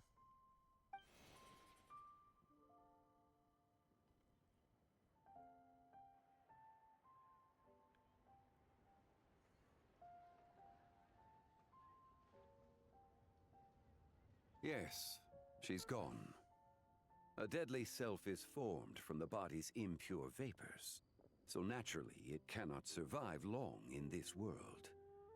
Had it not been sustained by the remnant of Zibai's soul, it would have faded away a long time past.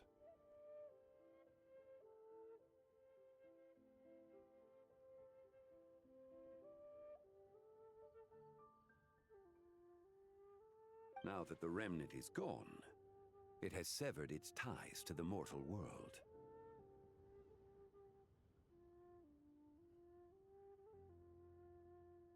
Zhenhui! When did you get here? A while ago.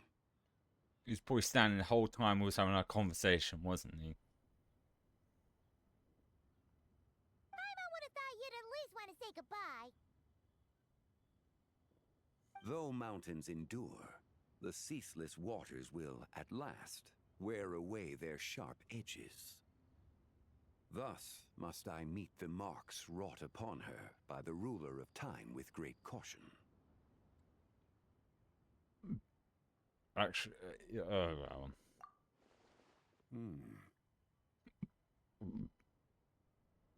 It may be goodbye for now, but someday we will meet again. Really? And when might that be? In 1,000 years' time. Who can say for sure? Years and years from now, perhaps.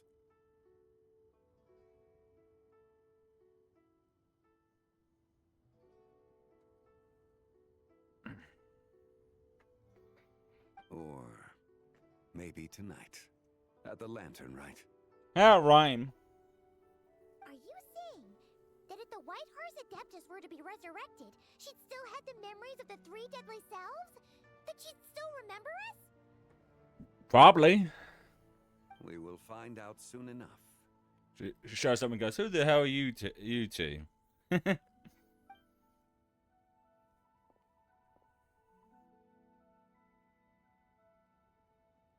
It is time.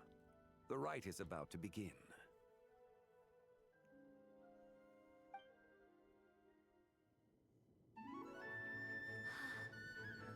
The rite is about to begin. Is the moon really gonna disappear? Got your lanterns ready, everyone? All set. Might be about time to put eyes to the sky. Wouldn't you say, Tianquan? Look!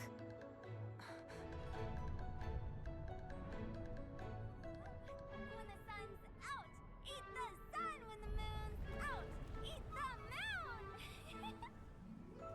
Whoa, is this the lunar eclipse?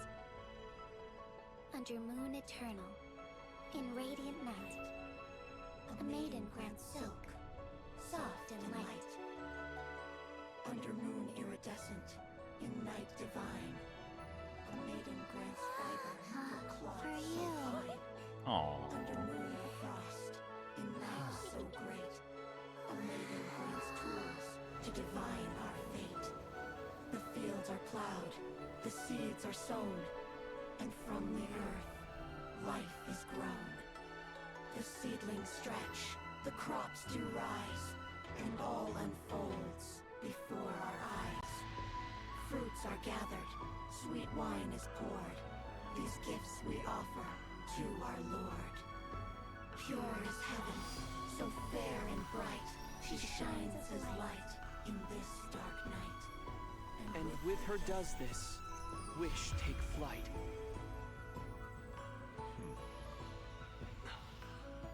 Devoted soul, scattered and unbound.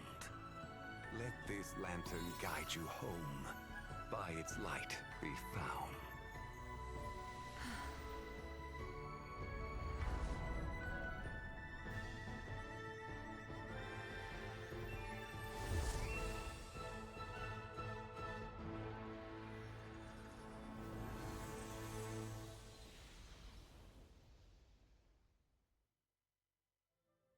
They just appear behind us. It's like, ah. Did we do it? Do we finally get to meet the real White Horse Adeptus? No.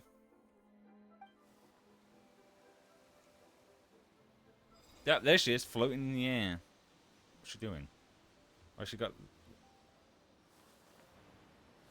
a glowy thing in her hand.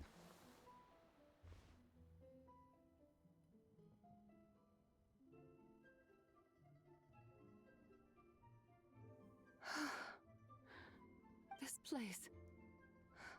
Where am I?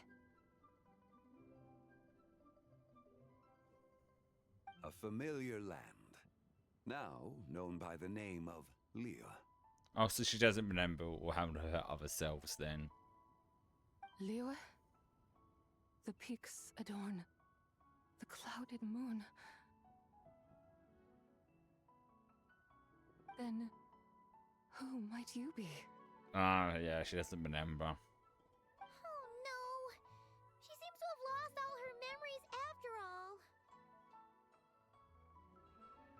And those countless lights in the sky. What are they?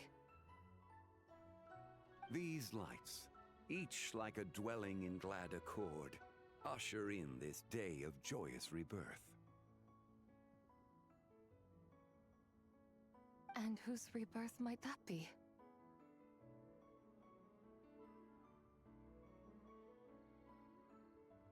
That of my old friend, Zebai. Zebai? Yeah, that's you! Don't you remember anything at all? That's... me? The memory just going to come flooding through her. Oh, yes. The envoy of the Lunar Palace. My name is Zebai, indeed. Then you must be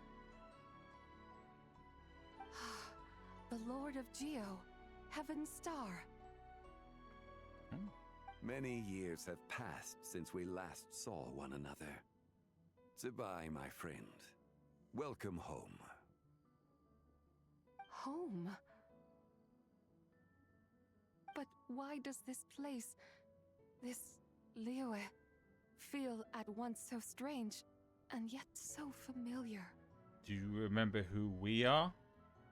Who you are? Who are you? Ah, yes, I remember now. You are that young Wushu dancer, the one who seeks disciples. Nope. How fares your quest for disciples? It must have yielded a truly prolific body of students by now, I trust. Hey, you've got it all wrong! You're talking about Gaming! But I could have sworn... Oh, that's right.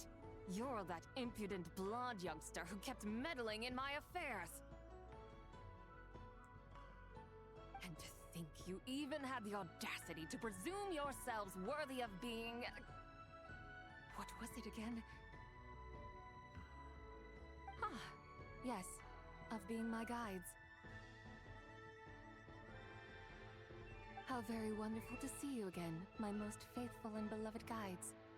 I trust all has been well in my absence? She's not going to have like a split personality deal going on with her. Well, she finally got it right. But that sudden mood swing felt even weirder. It's like her head's packed full of slimes. It is possible that her cells have not yet settled. After all, they've only just been brought back together. It may be some time before she fully recovers. Huh? You mean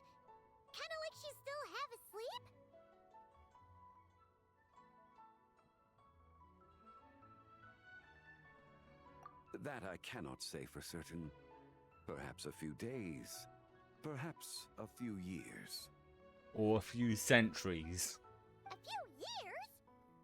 I guess you'll be back to normal the next Lantern Rite Festival. Mortal years are but a poor measure when divine beings tread the realm of dreams. Well, if you say so. Anyway, at least she's whole again, right? That already seems Make like a us pretty bad whole mess to again. Paimon. Yes, there is little cause for worry. We need only wait and let time take its course. Say, what are those little creatures over there up to? Dancing. Celebrating Lantern Rite, of course. And those lights up in the sky? Those are all Shao lanterns. This year, each and every one of them carries a little wish inside. Lantern Rite. Then, may I join in too? Of course! Why else do you think we've been running around like headless chickens these past few days? Tell you what, Traveler, why don't we take the White Horse Adeptus out to celebrate? Who knows? Maybe seeing some familiar faces might help her find her feet? Let's do that. Hey, Zhangli! You've got some time on your hands now, right? Why don't you come along with us? By no means a bad idea, Paimon.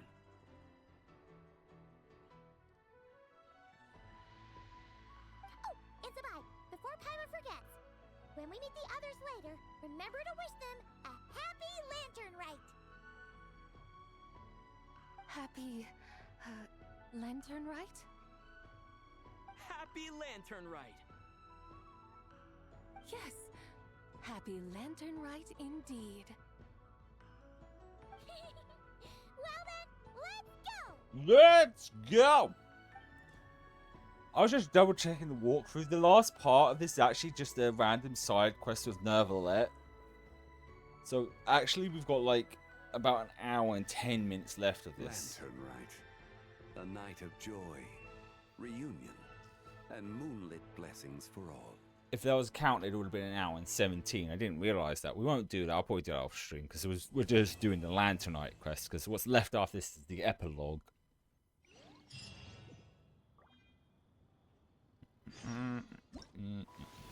Nope, wrong one.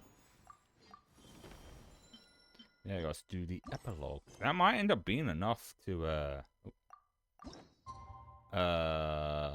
my brain went dead, to get enough for do one temple, which is a tricky thing because do I either go for Nervalet or do I go for I've already forgotten her name, the horse girl, I guess. I don't want Nervalet if I'm being honest. Paimon wonders how the White Horse Adeptus is getting along. Maybe we should check in on her? We should ask Zhangli where she is. Maybe not, because I said 60. I don't know, I might still have, like, other means of doing one pull. Because I do want to at least end the stream today of doing one. Oh, wait, fast travel, duh. Oh, the map. Oh,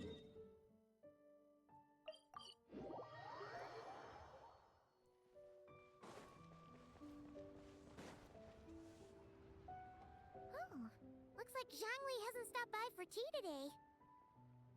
Hey, are you two looking for your friend? Try going up that way. Is Zhangli up that way? No, but that young lady who was dressed up as the White Horse Adeptus the other day is. She's your friend, right? Friend. I just saw her head toward Wan Min Restaurant. I was wondering why she was eating alone.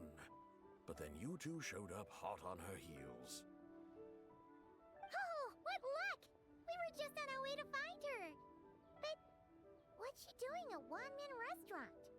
Eating food, I'd imagine, Paimon. I have no idea. I said hello, but she completely ignored me. She couldn't have forgotten who I am, right? I mean, We're kindred spirits, aren't we? Probably not. Maybe she's still half asleep, but her brain might be a little fuzzy. Oh, that makes sense.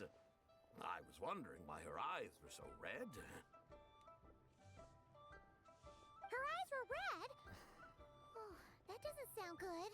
We need to find what's happening. You young people, staying up all night because you think you're invincible? Look at your friend. Missing out on sleep so she can pretend to be the White Horse Adeptus? That's where that leaves you, you know. A word to your friend from someone who's older and wiser. She really needs some rest. Paimon won't be so certain about the older and wiser part. Yeah, what was that? Nothing. We'll make sure to pass on your message. Hurry along, then. Oh, and don't forget to come back and check out my Rex Lapis cosplay when you're done.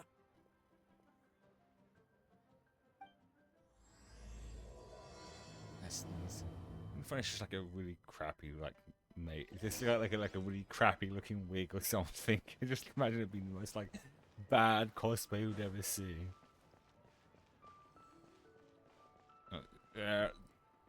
Oh. Where's the proprietor? Come out and see me at once! Yep, she's pissed. Xiangling and Chef Mao aren't here right now. What can I help you with? And who might you be? My name is Shenhe. I work here at Wanmin Restaurant. Shenhe. Shenhe. Are you that crane adeptus who loves planting mint? No. It's been a few days. Have you improved your gardening skills? Did you manage to cover the slopes with mint? Mint? I don't know anything about mint. But I am familiar with Qingshen and glaze lilies. Ha! Already casting mint from your mind. How can a practitioner of self-cultivation be so fickle, chasing after every new plant that catches their eye? I'm not sure I get what you mean. Are you delirious from hunger? Would you like something to eat?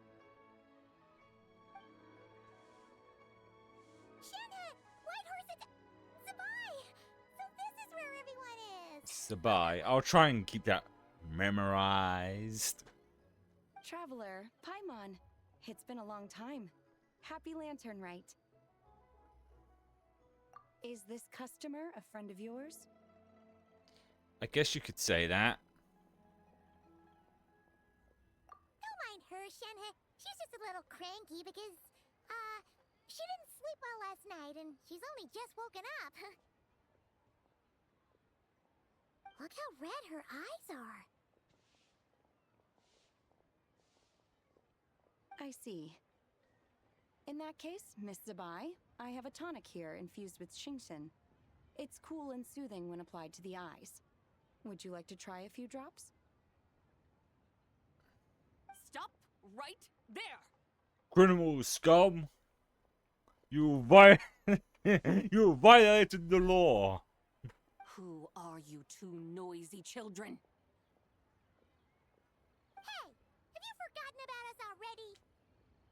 We're your guides. Guides. Yes, I seem to recall something about some guides. Ah, yes, now I remember. What luck! I was just looking for someone to show me the way to Elong Wharf. Huh. Is she starting to come around? Why do you want to go to Elong Wharf? Someone requested my help in purchasing some tea leaves. I was informed they have discounted prices during the festival and that I shall get a good deal there. Tea leaves? This sounds like Zhongli's doing. He sure knows how to get people running errands for him. Was Zhongli started buying discounted tea? Your friend Rex Zhongli initially requested the most expensive tea, but then a young lady in a hexagram hat mentioned he'd burned through the Wangsheng Funeral Parlor's yearly expenses at an exhibition a few days ago. Oh, she's on about Hu Tao. As such, he is only permitted to buy items that are discounted this month. Oh, that's his boss, Hu Tao. It's about time she realized the problem and put a stop to his spending sprees. Oh, I see. So that's why you're here. Unfortunately, Wanmin Restaurant doesn't sell tea leaves. If you're truly in need, I could gather some wild tea from the mountain slopes. I don't think that's necessary. You don't sell tea leaves? But I remember your boss, Miss Lu, saying that she owns tea fields. You really should get some rest. The person you're talking about isn't the boss of Wanmin Restaurant. She's just like you. She came here to eat. Is that so? Life really is full of surprises. I hope this doesn't end up being her shtick, is split personality thing. What surprises? Your brain really is as gooey as a pack of slimes. Paimon can't believe Zhongli entrusted you with going all the way to Yilong Wharf and buying tea. Why don't we show you the way to Yilong Wharf? That would be excellent, my dutiful guides. Ah, yes, Miss Crane. I apologize profusely for my improper behavior just now. Please forgive me. I completely understand. Master often says that the human body is like a mechanism in need of regular maintenance. When a person cannot rest at night, they are sure to become irritable and on edge. Oh, I know that feeling. I haven't been getting good rest for nearly 2 years. Still trying to figure out what the issue is, though, but it might be my bed. Or mattress, or all of it. Anyway. Miss Crane, you appear reasoned and compassionate on the surface, yet I sense dark forces churning within your spiritual core. Those red ropes you wear are what bind them, am I correct? Oh. You can sense that?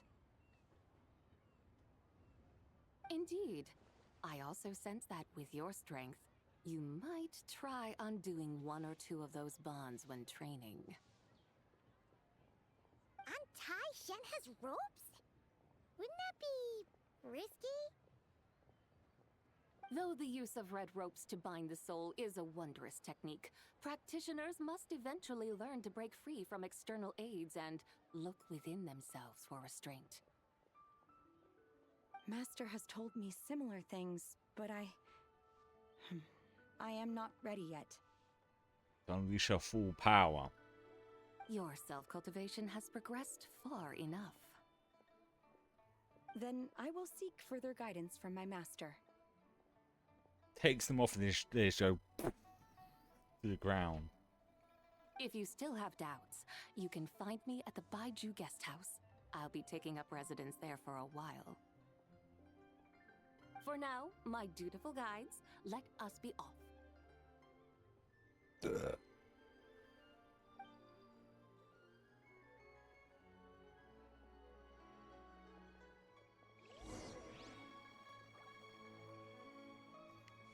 Okay. Where are we? Oh, we go. Oh, all there. Oh, we haven't been here in a while. Keep thinking they had that. It was like a year or two ago. They had a whole new area to here.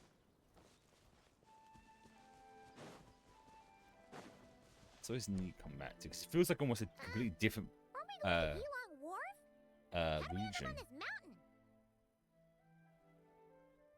Is that small town over there not Yilong Wharf? I sense a familiar scent wafting through the air.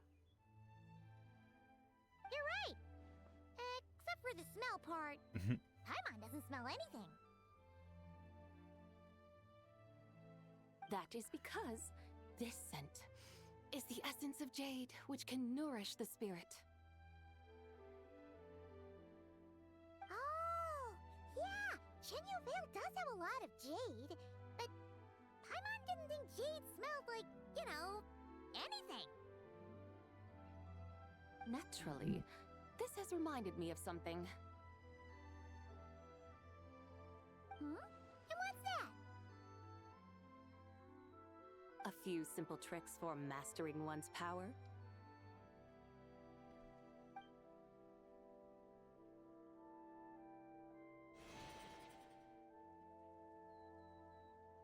What is that thing? Oh. Can we do that if we actually end up having her, though? I'm sure you've been to Elong Wharf many times before, but I wonder if you've done so while cruising through the air. Oh! You've been such dutiful, dedicated guides, so allow me to offer this fresh experience as recompense. Please step in. Alrighty, let's take a fun ride.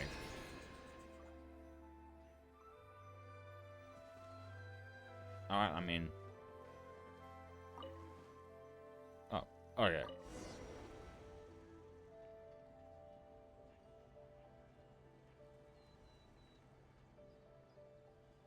This is amazing! Paimon feels just like an Adeptus flying through the sky. What is this thing? I created it from my memories of the chariot of the Lunar Palace. Many years have passed since I last laid eyes upon it, so there may be some discrepancies. Nonetheless, it is functionally much the same. A lunar chariot? Wow! Paimon never imagined she'd get to ride in one! So, Sabai, does that mean you used to work on the moon? Work. That's an interesting way to phrase it, though I suppose you are correct. I was once an angel, a member of a race tasked with guiding humanity. Then, graced by serendipity, I became a moon envoy. Huh? What's a moon envoy? Some kind of super important angel? As you would understand it, a moon envoy is a job title. Any angel, or non-angel, can become a moon envoy.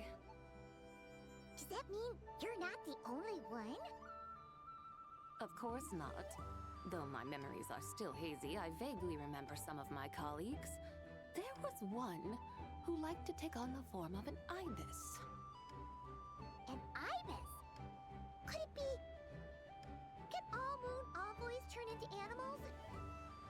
Does that mean Rauma could take that job? She can turn into a deer, and moon chanters are some sort of Luna envoy anyway, right? Moon chanter? I have no idea what those are. Oh, okay then.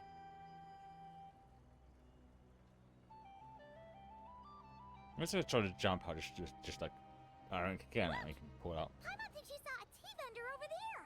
I'll just drop in. Very well. Let's take a look. Just make it go dive one down. Go vroom.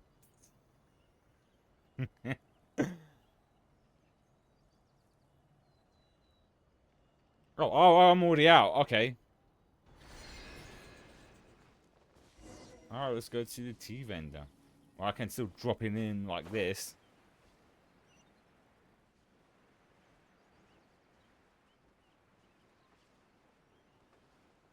Like this. Hoo-yah! Welcome. Missed him a Please little have a bit. look around. We Little only sell off the- teas of the finest off quality the sourced side. directly from Chaoying Village. Right now we're offering a special discount for Lantern Rite. Look over there.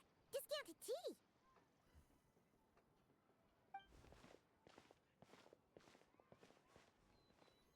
Dear customers, are you looking to purchase some tea leaves? I can see from your bearing that you are no ordinary customers. My humble shop has some exquisite teas that should satisfy your more refined tastes. We're not here for quality. we're looking for a discount. Discount? Well, that's a coincidence. Our Sunglaw tea is on sale right now. A special There you festive go. offer. Something about the name of that tea sounds familiar to Paimon. Does it now? Buy 3 boxes of Sunglaw tea during the festival to get 10% off. Buy 4, get 20% off. Buy 10, but Buy 10 boxes, get 15% off. that's right. 10 boxes at half price. Have you been to our shop before by any chance? Oh, Paimon's definitely heard this spiel before. 3, 4, 10, 10, 20, 50. Zabai, what are you muttering about? When purchasing 3, 4, or 10 boxes, the corresponding discounts are 10, 20, and 50%. Yeah. The intervals between the two sets of numbers are 1 and 6, and 10 and 30. Right. Look, her eyes turned blue. That's gotta be a first. If the differences between intervals remain equal, the interval after 6 should be 6 plus the difference between 6 and 1, which is 11. Similarly, after 30, the next interval should be 50. Therefore, extrapolating upward, the next two numbers in each set should be 21 and 100. You're making Paimon's head spin. Those numbers, what do they mean? What do the numbers mean? They mean Mason! that if we buy 21 boxes of Sunglaw tea, we should get a 100% discount. That's not how that works. 100% discount? You mean we'll get them for free? That's not how business works. Oh, there was a pattern to the discounts. Is that right?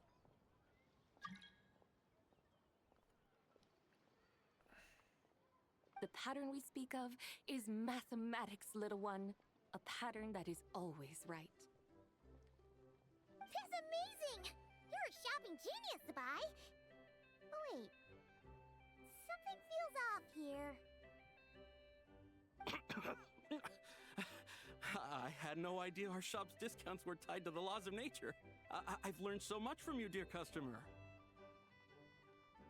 No need to thank me. Now, please give us our 21 boxes of free tea.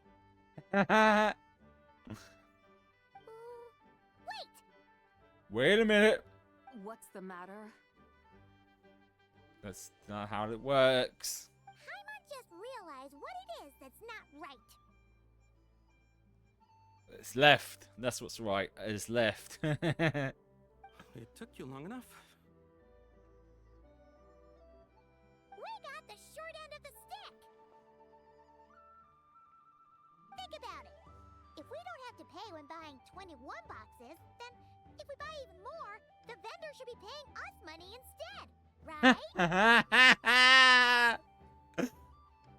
Huh? Hey, Zabai, work this one out.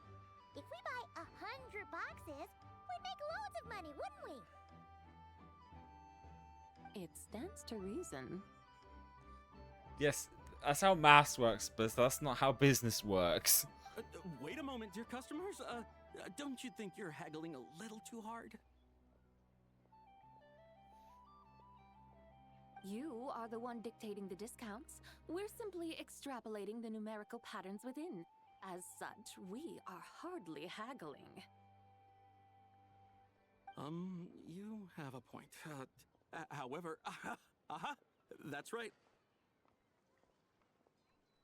I'm so sorry. I just remembered. My supplier didn't come today, so we don't have any tea after all.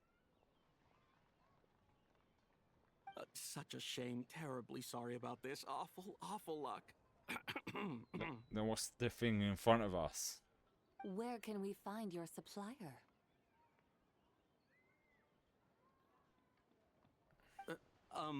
Well... Well then?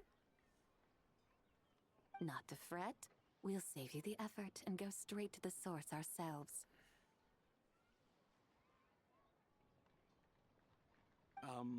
Well, you see, dear client, the supplier's discount isn't as generous as ours. You won't be able to get the same price from them. Huh? Does that mean they won't pay us for taking their tea?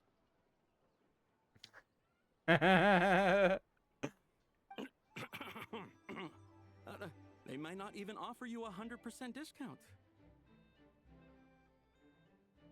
How very unfortunate.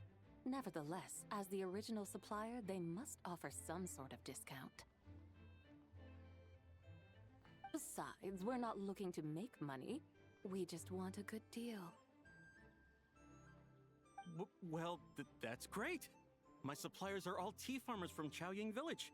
You can go ask around the village, but please don't say I sent you. Do not worry, we appreciate your generosity.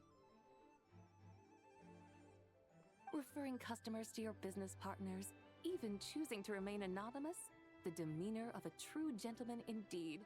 Your business will surely prosper. I hope you're right. Then let us head to Chaoying Village. Do you know the way, my guides? Of course! Just follow us!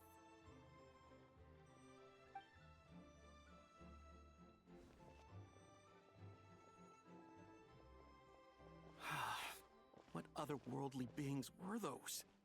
Thank the heavens I managed to send them on their way. I should hurry home and pray to the White Horse Adeptus. May she bless me such that I never encounter such customers again. About that. That was the White Horse Adeptus. I need to actually take a pee break now and grab myself another glass of water. I'll probably stand for a bit because my legs are getting tired sitting. So I'll be back in a moment.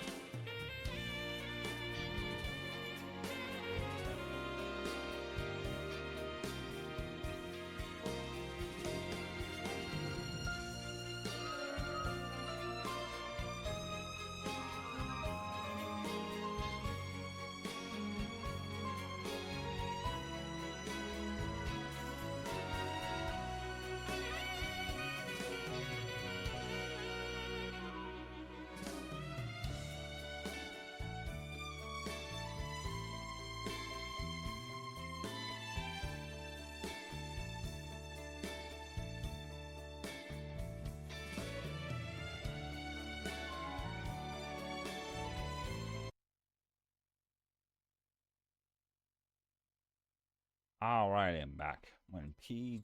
Nope, no, not that. Genius. We only got a little bit left this actually.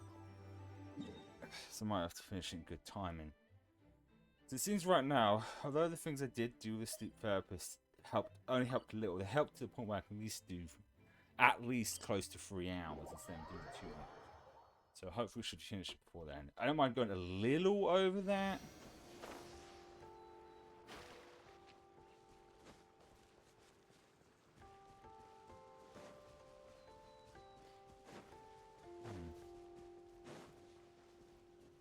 Okay. Here we are, Xiaoying Village. No, I'm gonna stick The with mountains what I. and waters are pristine. They embody the beauty of heaven and earth. It's a good-looking place, all right. But it's hard to enjoy the scenery when Paimon can't stop thinking about all that tea-buying Mora we're missing out on. Should fate dictate, Mora will find its way to you sooner or later. That rhyme. Well, Morak certainly finds us often enough. He even sought us out in person this lantern rite. For now, let's look around and see if any tea farmers are selling their crop. We'll be able to see more clearly from up high. Let's take to the sky and enjoy the beautiful scenery while we're at it. Ooh, we're back on the chariot thing. Yay! Let's take it to the sky, shall we? Right, once I just hit pursue, will I just be yeah, I am. I'm just gonna be standing. Oh, I can sit if I want to. Wow. Can I move around? I can! Beautiful from up here.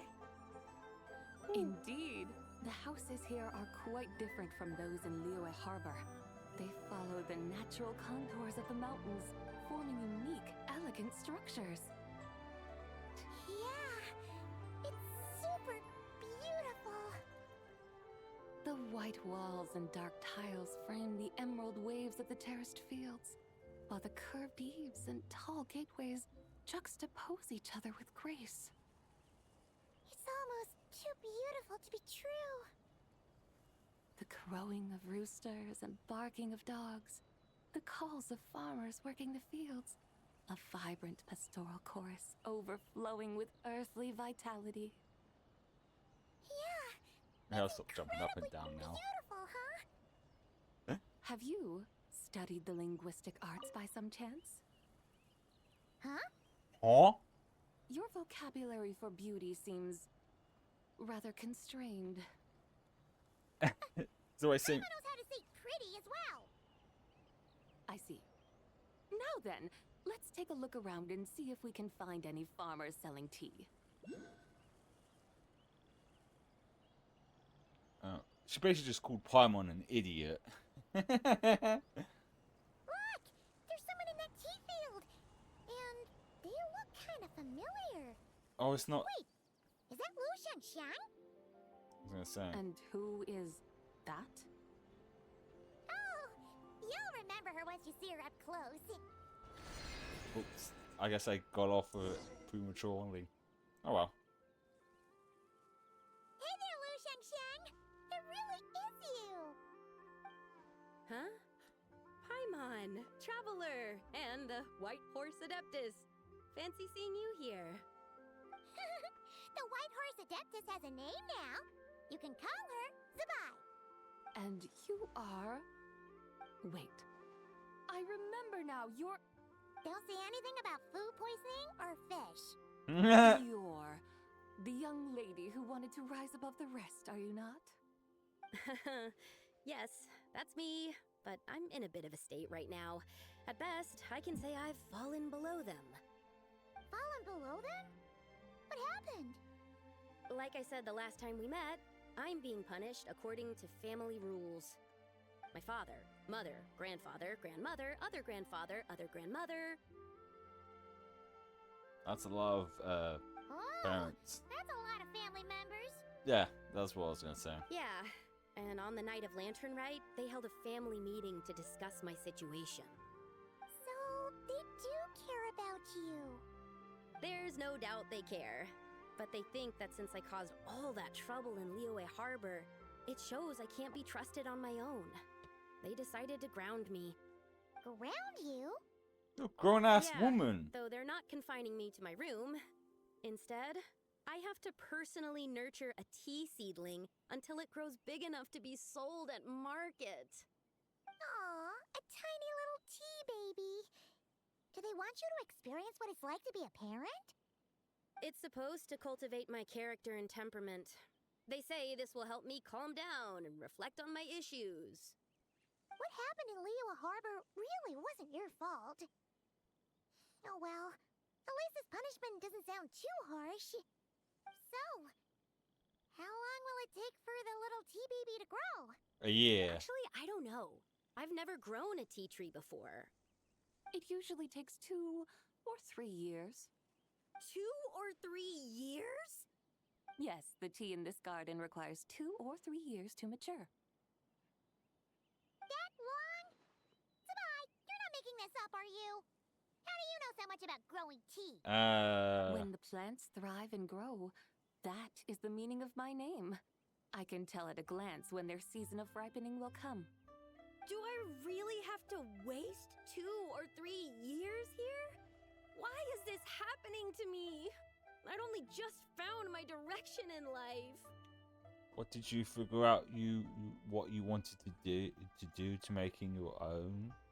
Yes, during the Night of Lantern Rite, I heard many people reciting poems from Long Gone in praise of the moon. In that moment, I suddenly felt a great sense of pride. I mean, I helped excavate cultural artifacts from Long Gone, so I contributed to the revival of these poems too, right? So I decided to stay with the archaeological team. I want to unearth even more history. I see. And are you sure that's what you want to do? If you don't achieve anything significant in the years to come, will you still enjoy it? Yes, because archaeology gives me that boom shakalaka feeling. Wait, did Xiangling teach you that? That's right. I was asking her for advice. She said that if something gives you that boom shakalaka feeling, then it has to be worth pursuing. I could say that's what streaming gives me the feeling, that boom shakalaka feeling for sure. I immediately thought about how, when I'm excavating in the ruins, I always feel like there's a ghost standing beside me, and not in a spooky way. In what kind of way? It feels like my great-great-great-great-great-grandmother patting me on the shoulder and saying, "Keep going. You're about to rediscover some grand ancestral knowledge." It sounds like a boom shakalaka sort of feeling. Right? It feels like I've made some kind of connection with my ancestors. Isn't that amazing? Since you've made up your mind, you should give it your all. And I'd love to, but I'm still grounded. Run away, summon up a little boom shakalaka, and leave the tea garden behind. Flee this village. That might be going a bit far. You don't want to lead others astray, Zabai. Maybe we can try and negotiate with her family. Yeah! Tell them about your great-great-great-great-great-grandmother. She must be the most super-duper ancestor to have ever risen above the rest, right? Probably not. I'd be better off telling them about the White Horse Adeptus. After all, she's the supreme riser above the rest who saved my great-great-great-great-great-grandmother. Then it's settled. Tell your family that your decision has my blessing. Thank you, Tsubai, but I don't think cosplay is going to work on them. They won't listen. They don't need to listen. You need only follow the rules they've set out for you. What do you mean? As I'm sure you know, some ancient texts refer to the White Horse Adeptus as the Daughter of Time. My family history contains such records, but what of it? If the White Horse Adeptus were to manipulate time to make your tea seedling grow overnight, then you'd be free, correct? Is that how it works? If the White Horse Adeptus were to really get involved, my grandfather would let me leave right away, but who really believes that she'd show up and help? It's not as if you have any other options. Why not try calling out for help? It won't cost you any mora. Guess I might as well. I've got no better ideas anyway. White Horse Adeptus, if you can hear me, please save me from my predicament. Oh, poof. Ugh, nothing happened. She said overnight. As expected. Perhaps the White Horse Adeptus has already heard your prayer. Why not come back here tomorrow and take a look? By then, the seedling you planted may well have grown into a thriving tea tree. Thank you, Tsabai, for trying to comfort me. I do feel better now, kinda. But can't you really do something like that? I'm curious to find out. Oh, it's getting late. Why don't you all stay at my house tonight? My family may be strict with me, but they're always welcoming to guests. That sounds great! Let's get some sleep and then come back here tomorrow to see if our tea baby has grown.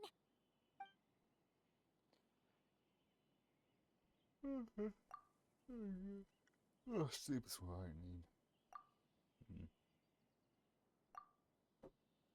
Oh, the tea tree! Whoa! Your tea baby is all grown up! Indeed, it has grown into a mature tea tree that can stand tall in the face of wind and rain. How is this possible?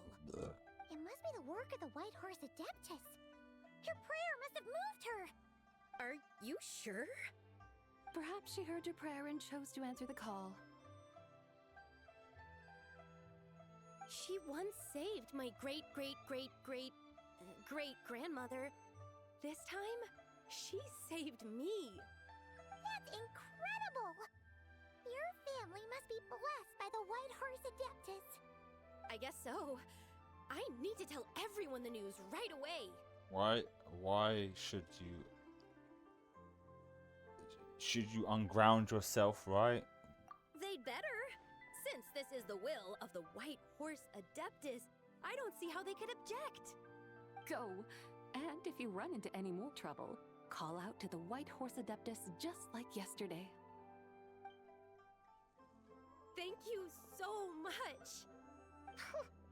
Paimon really thought you were going to use Adeptal energy to make the tea baby grow, Zabai. When an Adeptus exerts effort, consuming their energy, is that not using Adeptal energy?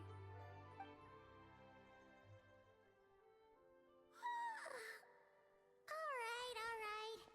What are we doing out here in the middle of the night? We're here to help Lu Xiangxiang fulfill her wish, of course. Can you really make the tea baby grow? It won't be easy, but there are ways.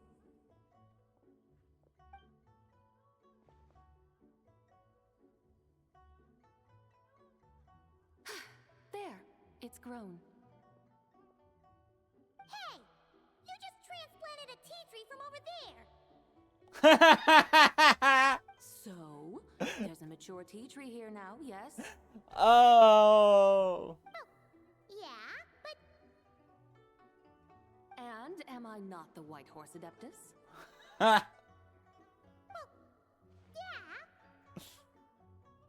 Is this tea tree then not a manifestation of the White Horse Adeptus's will? You're not wrong. Then again, there's something not quite right about this.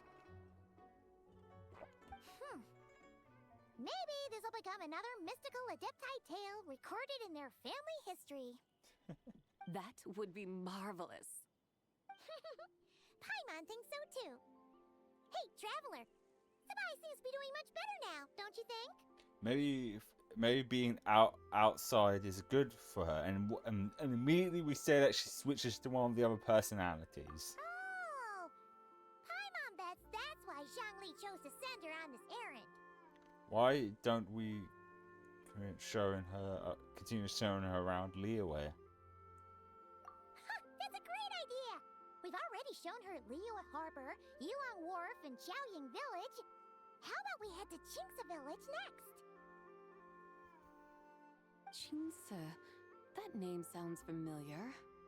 The scenery there is really pretty, too. It's the perfect sightseeing spot. How about we show you around?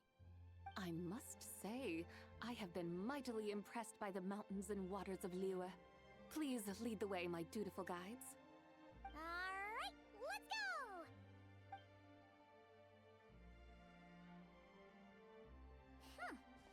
Paimon can't help feeling like we've forgotten something. Pay it no mind. I've already forgotten more than you will ever know. The tea, we're supposed to get tea. Alright. If we forgot something, it can't have been that important to begin with. Village, here we come! The tea is what we forgot. We're supposed to buy some tea.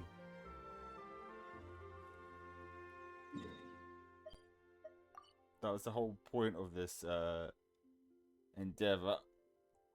I can feel a fart. This one is something I can feel like a fart's coming on, but I'm worried I'm probably gonna shit myself, which has happened once. But thankfully, I was quick enough to clench my butt cheeks and run to the toilet and unclenched and let it out. So there was no damage to my underwear. Like quick reflex. I felt. I not sure you should be poor. Felt it coming out, and then and then. We should plant cucumbers. We should plant canolas. Why not both? We should plant cucumbers. They're easy to sow. We should plant canolas. The flowers are pretty. What are you arguing about, little ones? We're deciding what to plant in our field once Lantern Rite is over. Yeah! Dad gave us a small plot of land to grow our own crops. He said we can keep all the more we get from selling them. We should plant cucumbers, right? Dad plants cucumbers every year. We should plant canolas. We can press the seeds for oil. It smells good and sells for a good price. Ah, an agricultural debate. This should be easy to sort out. Granny, are you a farmer? Could you tell us what to do? Granny? What did you just call me, you rapscallion? Oh no, her eyes are gonna turn red again. I have a personality. It's just, my granny smells really nice, and you smell nice too, so... Sorry. How about we call you Auntie instead? Auntie? I just call her Big Sis.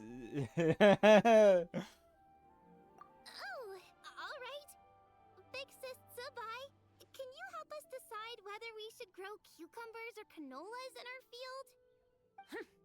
You little rascals! Using priceless land like this just for cucumbers and canolas? What a waste of heaven's gifts! Huh? What should we plant instead? With the coming of spring, when all things awaken, the field should be sown with the 5 grains. What are those? The 5 grains are life's staples, the heart of the people's table. I notice the people here mostly eat rice, so that is where you should begin. Based on the local climate and soil, seedlings planted in mid to late spring should produce mature grain within 2 or 3 months. When autumn comes, you can plant a second crop, with time still to harvest it before the first frost. The rice you harvest can be sold at market or kept in your stores. It's a far better choice than cucumbers or canolas. Oh, but Big Sister Tsubai, I like canolas. That's no issue. It is unsuitable for continuous cropping in any case. You can rotate it with rice to maximize your yields. After the second rice harvest, around wintertime will be the perfect opportunity to sow their seeds. And when they mature in mid to late spring, you shall be just in time to sow the first rice crop of the year in turn. This way, your field will sustain balance. Rice and canola in a harmonious cycle. Wow! That means we'll have crops to harvest all year round! Wait a minute! If rice and canola take up the whole year, what about my cucumbers? Fuck you, cucumbers. A firefly dares rival the brilliance of the moon? In what twisted universe should cucumbers vie for land with rice? Big Sis Zubai, you're going to hurt Lil B's feelings. She's actually don't give a shit. But good. Auntie hates cucumbers.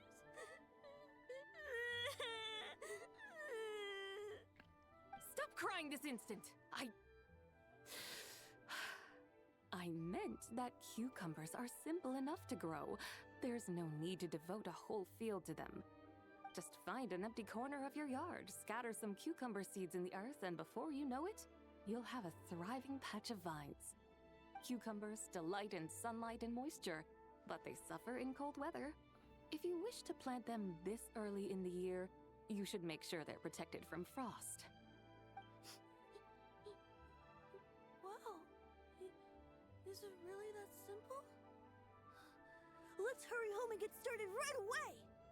Are you really in that much of a rush? Well, thanks, Big Sis Zubai, who's fierce but really good at farming. We gotta go! Thanks, Big Sis Zubai! See you around! Paimon never imagined you'd know so much about farming. What's so strange about that? The people of Long Gone called me the god of soil and grain. Are the fields not made of soil? Is rice not one of the 5 grains? Huh. That's true. So, if the god of soil and grain is a farming god, that means the White Horse Adeptus must be a farming adeptus, right? Then when you put it like that, that Jabai seems very down to she's down to earth. Cause Of course, the god of farming is down to earth. Mind your tongue, impertinent child. How dare you diminish the lofty bearing of an adeptus? Hey! You're the one who said the god of soil and grain is all about farming. Enough! It's time for us to take to the skies once more. Join me now. Witness the majesty of mountain, water, and field, and broaden your horizons. yay, back into the carriage. Sit. Proceed. Wow! The terraces look so pretty from up here. The mountains tower like pagodas, the hills coiling at their feet like shells. Layers built upon layers, rising and Like falling onions. in harmony. A truly unique and mesmerizing sight. Thinking about it, you have a special connection to this place, you know. A special connection? Yeah! There's a local legend about a white horse leaping from a pure spring to follow Rex Lapis into battle. Don't you remember? You must have been living in seclusion around here. That does sound somewhat familiar. Oh, and if we keep going up this way, we'll reach a super duper spooky spot. You might have a connection to that place too. There's an ancient array that seals away the remains of a fallen god. A god's remains? Yeah! The people of Liyue turned that story into an opera called The Sanctification of Tao Do. Does that ring any bells? Tao Do. Huh. The 7 and 8 gates array. That's right, that's right! You do remember! Do you remember? Puna, the god of the underworld, who could pacify the forces of life and death. Huh? So, Tao Do had another name? Let's go take a look. Alright then.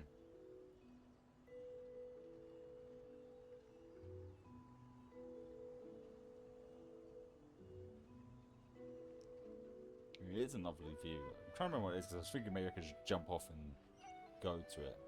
But it's not shown on the map. 'Cause I could just jump off and jump down there, but then I'm like... Whoa! Oh. We've arrived just turned spooky. I can't help but feel there's something strange about this friend you haven't seen in ages. Oh, I wonder who that is. Huh? Paimon thought she heard someone's voice. Let's head down and check it out. It's obviously Hu Tao. Right. Oh, I can't actually jump out. I thought I jumped out earlier, but I didn't. I just jumped to the right I point. can't help but feel there's something strange about this friend you haven't seen in ages. Strange? Whatever do you mean? Her strangeness defies description. This Miss Zabai is a full-blown enigma, don't you think? I'm afraid I have no idea what you're talking about. Aren't you worried about sending her all the way to Yilong Wharf on her own to buy tea? What if she gets lost? Where there are people, there are paths. Now I'm the one with no clue what you're saying. She can ask for directions. And then what? She will meet strangers in unfamiliar lands, build friendships, part ways. Hers will be a long journey indeed. The further the journey, the more footprints one leaves behind. I lost The deeper track those again. footprints, the harder it is for time to erase them. Ah, so you want her to make new friends. I see. But from what you I know that. say, it sounds as though she's not from Liyue. I believe she was not, but perhaps she will be. You're sounding stranger by the second. Huh. Oh, over there. Oh, look who's here. Hu Tao! Zhongli! What are you doing here? Traveler, Paimon, fancy meeting in a place like this. Oh my, and Miss Zabai too. Sounds like fate to me. We were taking Zabai to buy some tea from Yilong Wharf. Zhongli sent her there, though she didn't even know the way, and... Oh, drat! We forgot the tea! Oh, Paimon knew we were forgetting something. Sorry, I forgot to. What's done is done. There's no need to dwell on it. Fresh tea grows with each passing year. Let fate deliver it as it wills. Exactly. You can get tea wherever you go. You're hardly running low now, are you? Paimon feels a lot better now that you've said that. Still, I'm a little confused. If you were buying tea, how did you end up all the way out here? We're taking Zabai on a sightseeing tour. We started at Liyue Harbor, stopped in at Yilong Wharf, went sightseeing around Xiaoying Village, made our way to Qingce Village, and now we're here. Wow, that is quite the itinerary. Yeah, actually, Paimon thinks it's about time we headed back. What are you two doing here, Hu Tao, Zhongli? I'm here to pay my respects to my ancestors. My dear consultant kindly agreed to join me. It is Lantern Rite, after all. Adepti and ancestors should be venerated alike. Ancestors? Wait, could you be? Are you heir to the Wu-Wong kid? Or perhaps the lone butterfly of the Crimson Flame? Whoa! Both. You got all your memories back? Huh? Miss Zabai, you know about the Wangsheng funeral parlor and the 8 adepts? I happened to hear a storyteller expound on the sanctification of Tao Do. Lots of people know that story, sure, but very few can discern my family lineage from just a glance. Well, Zhongli, your friend here really is quite something. Unfortunately, there's no time to dally right now. We have a hill to climb. Perhaps once today is done, we can find time to chat over tea, recite poetry, and admire the moon? That would be wonderful, Director Hu. Oh, and before we go, you've been traipsing around all day. I suggest you stop off at the Wangshu Inn on your way back for a good night's rest.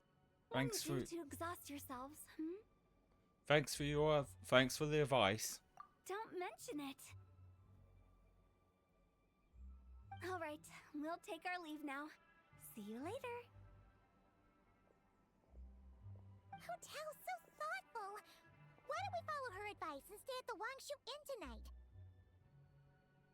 Sabai, you can see the whole of Dihua Marsh from up there. The view's amazing. Plus, you can sample Smiley Yanxiao's cooking. Wangshu. An intriguing name. It couldn't hurt to check it out. Awesome! Let's go! Let's go! Let's go! I don't know why I didn't like that. I guess the best point would be from here then. The reason I put an order, because I was just thinking about something. I don't talk that much in between the dialogue, so and actually, these things taking more than an hour over the actual original time shouldn't do that. And it got me thinking, what if pressing it actually wastes time, and having it go auto scroll actually saves time? Because we've got now about 20 minutes left of it, which should have been longer than that if I wasn't. I might try it when we do. Is that towering structure Wangshu Inn? Sure is. Zenless's thing. Always walking the path long trodden. Does retracing others' footsteps not tire you? Come on, get in. We'll fly to the top. Ooh.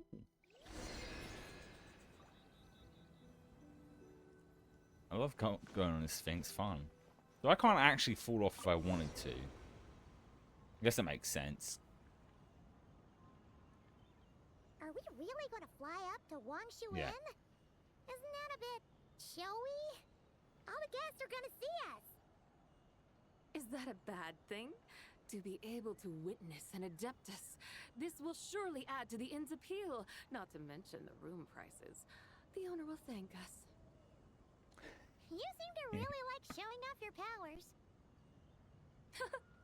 This inn's architecture is incredible, and the surrounding countryside radiates a picturesque charm. No wonder the new proprietor of the Baiju Guest House thinks he can't compete and has decided to change his own establishment's name. The new proprietor? Ah, you mean Lu Shengsheng's dad. So you know about that too. Personally, Paimon thinks it should go with something like Rex's Rest. That's a contender's name if Paimon's ever heard one. A fitting name indeed. So you think the guest house should change its name too? Paimon kinda thought you'd say something like, such sacrosanct traditions must never change. Time flows ever onward. Why should the rules of yesterday be carried forward into the world of tomorrow? The people of today should determine what is to be kept. Huh. You're not as old-fashioned and stuffy as Paimon thought. The years ebb and flow, seas recede to reveal fields. In the vastness of time, I am but a wild horse in a boundless sea of dust. Even Rex Lapis, having waded through the waters of the river of time, is not quite the same as before. Zhongli? What was he like before? That is another story for another time. Oh. I kind of wanted to know. But I can use my attacks while I stand on this. It's kind of funny, actually. We have arrived. Yeah.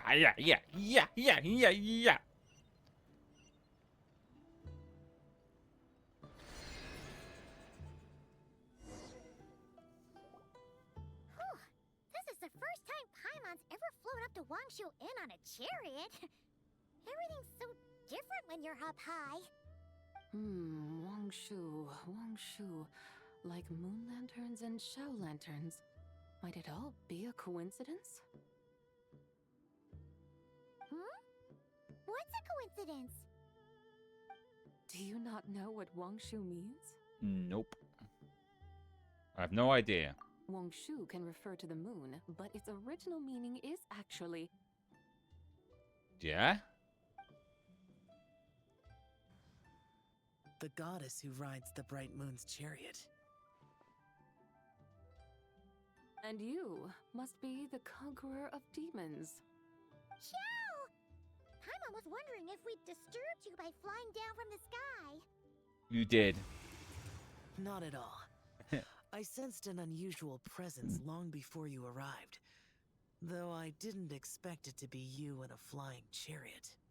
Ah, a witness at last. I was starting to think we should fly a bit lower. 'Twould be awfully dull if no one ends up marveling at my lofty bearing. No need. This is already showy enough.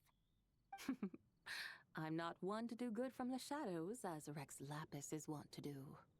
Then you must be... She's the White Horse Adeptus. Nay, I'm only cosplaying as the White Horse Adeptus. Nay, because she's a horse. What's that? Ugh, ignore her nonsense. She's the genuine article, the one and only, completely authentic White Horse Adeptus. It's just... Xiao, did Zhongli say anything about her being a teensy bit... not quite right? Mental instability, perhaps? Did Zhongli tell you that? No, this is my own speculation. Well, you pretty much hit the nail on the head. It's like her brain's filled with a bunch of slimes right now. All gloopy and messy. There's a hot-tempered pyro slime, a math-obsessed hydro slime, and a mischievous little animo slime. But don't tell her Paimon said that. She can or hear she'll you. Tell us all off. You white-haired rascal!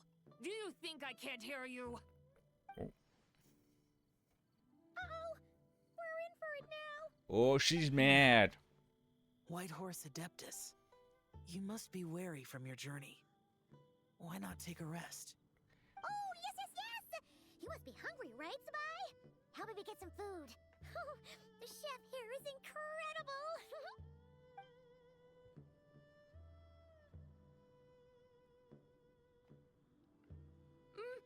It's so hot! So spicy! Back Are you there. okay? Do you want Paimon to get you some water? Milk's actually better for that. Don't worry about me. I just need to pace myself. She love of spicy food. So, regarding your friend and her condition, does even the Lord of Geo have no solution? Zhongli said we should wait and she'll get better on her own. But who knows how long that's gonna take. Or next lantern, right? She says her well, Is that why her personalities change so easily? Paimon thinks that has something to do with her 3 deadly selves. Zhongli told us that the deadly selves are impure, affecting living things that get too close. The White Horse Adeptus's remnant spirit was attached to the deadly selves for a long time. It makes sense that her temperament and memories would have been influenced by them. But Paimon still doesn't really understand what the 3 deadly selves actually are. Paimon, as you do not practice self-cultivation, I cannot help you fully understand. But you can think of them simply as emotions and desires. The act of severing the 3 deadly selves is a means of exercising wicked desires and cultivating one's true self. I believe other nations have similar practices. In Sumeru, it is known as shattering Atmagraha. Oh! So it's about emotions, desires, and attachments. That sort of thing. It includes those. I wonder, does she still remember what happened in the past? Some of it. But right now, it's like she was suddenly awakened. Like she's still half dreaming. The half that's still dreaming might remember things, but the half that's awake doesn't quite get it. Conqueror of demons, are you looking to learn about Rex Lapis's past from me? You are an old friend of his, so please, call me by my name. but Conqueror of Demons sounds so much more imposing. I'd like to know about Zhongli's past too. Yay! Story time! And I lost tracking again. In days of yore, he was the Lord of Geo, Heaven's There we go. Star. Huh? You said the same thing the day you came back. But what does it mean? I'm afraid I can't remember. Hey, did you really forget? Or are you just pretending so you don't have to tell? Why not ask Rex Lapis himself? Whether I've forgotten might be up for debate, but I am certain he remembers. Yeah, he's not going to tell us. He must have his reasons for not raising the past, and you likely have similar concerns. I shouldn't have asked. An answer that suits your style, General Olatis. Now that we're on the subject, though, I suddenly remembered something. Which is? Which is? In the distant past, there was a feast, which I attended. I faintly recall the Lord of Geo also being present that day. Oh. And then? It blew up. Among the dishes served, there was one that could be found in every household throughout Langan at the start of spring. A dish called Flavor of Spring. I suddenly remembered the recipe for this dish. Is that it? Yes! Since it's lantern right here in Liyue, why don't I make some for you to try? That sounds good. Good. Wow! It might not have been the story Paimon was hoping for, but this looks delicious! Those are like spring The rolls. breeze stirs. Now is the perfect time to savor this dish. My dutiful guides have gone to great trouble to show me around Liyue. And even the Conqueror of Demons has graced us with his presence. I feel deeply honored. Yeah, those are This definitely spring flavor of rolls. Spring is my way of expressing my gratitude. Those are definitely huge ass spring rolls. There's no need for such grand words. I have a gift for you too. Those look delicious. I'm getting hungry again. What's this? It's the Sailor Moon wand. Broken jade token from the antiques exhibition! I believe this belongs to you, yes? Indeed. This was once an Adepto treasure of mine. I'm amazed it ended up in your hands. Yeah, it was up my butt. Alas, it serves little purpose now in its fractured state. Please, keep it as a memento. Alright, back up my ass it goes. Can't we fix it? This is the way of the world. Once jade is broken, it can never be made whole. Then, what about forging a new one? That is a good point. That it has ended up in your hands must be a message from fate. I could try to craft it into a little trinket for you. One that might prove useful on your journey. Ooh! What sort of trinket? It's just a passing thought, one that will require the right opportunity. I'll think about it more when the time comes. Now that we've had our fill, we should get some rest. Tomorrow we return to Liyue Harbor, where I'll have need of your guidance once more. Oh. It's gonna be like some like jade earrings or something. It's just gonna like turn them into.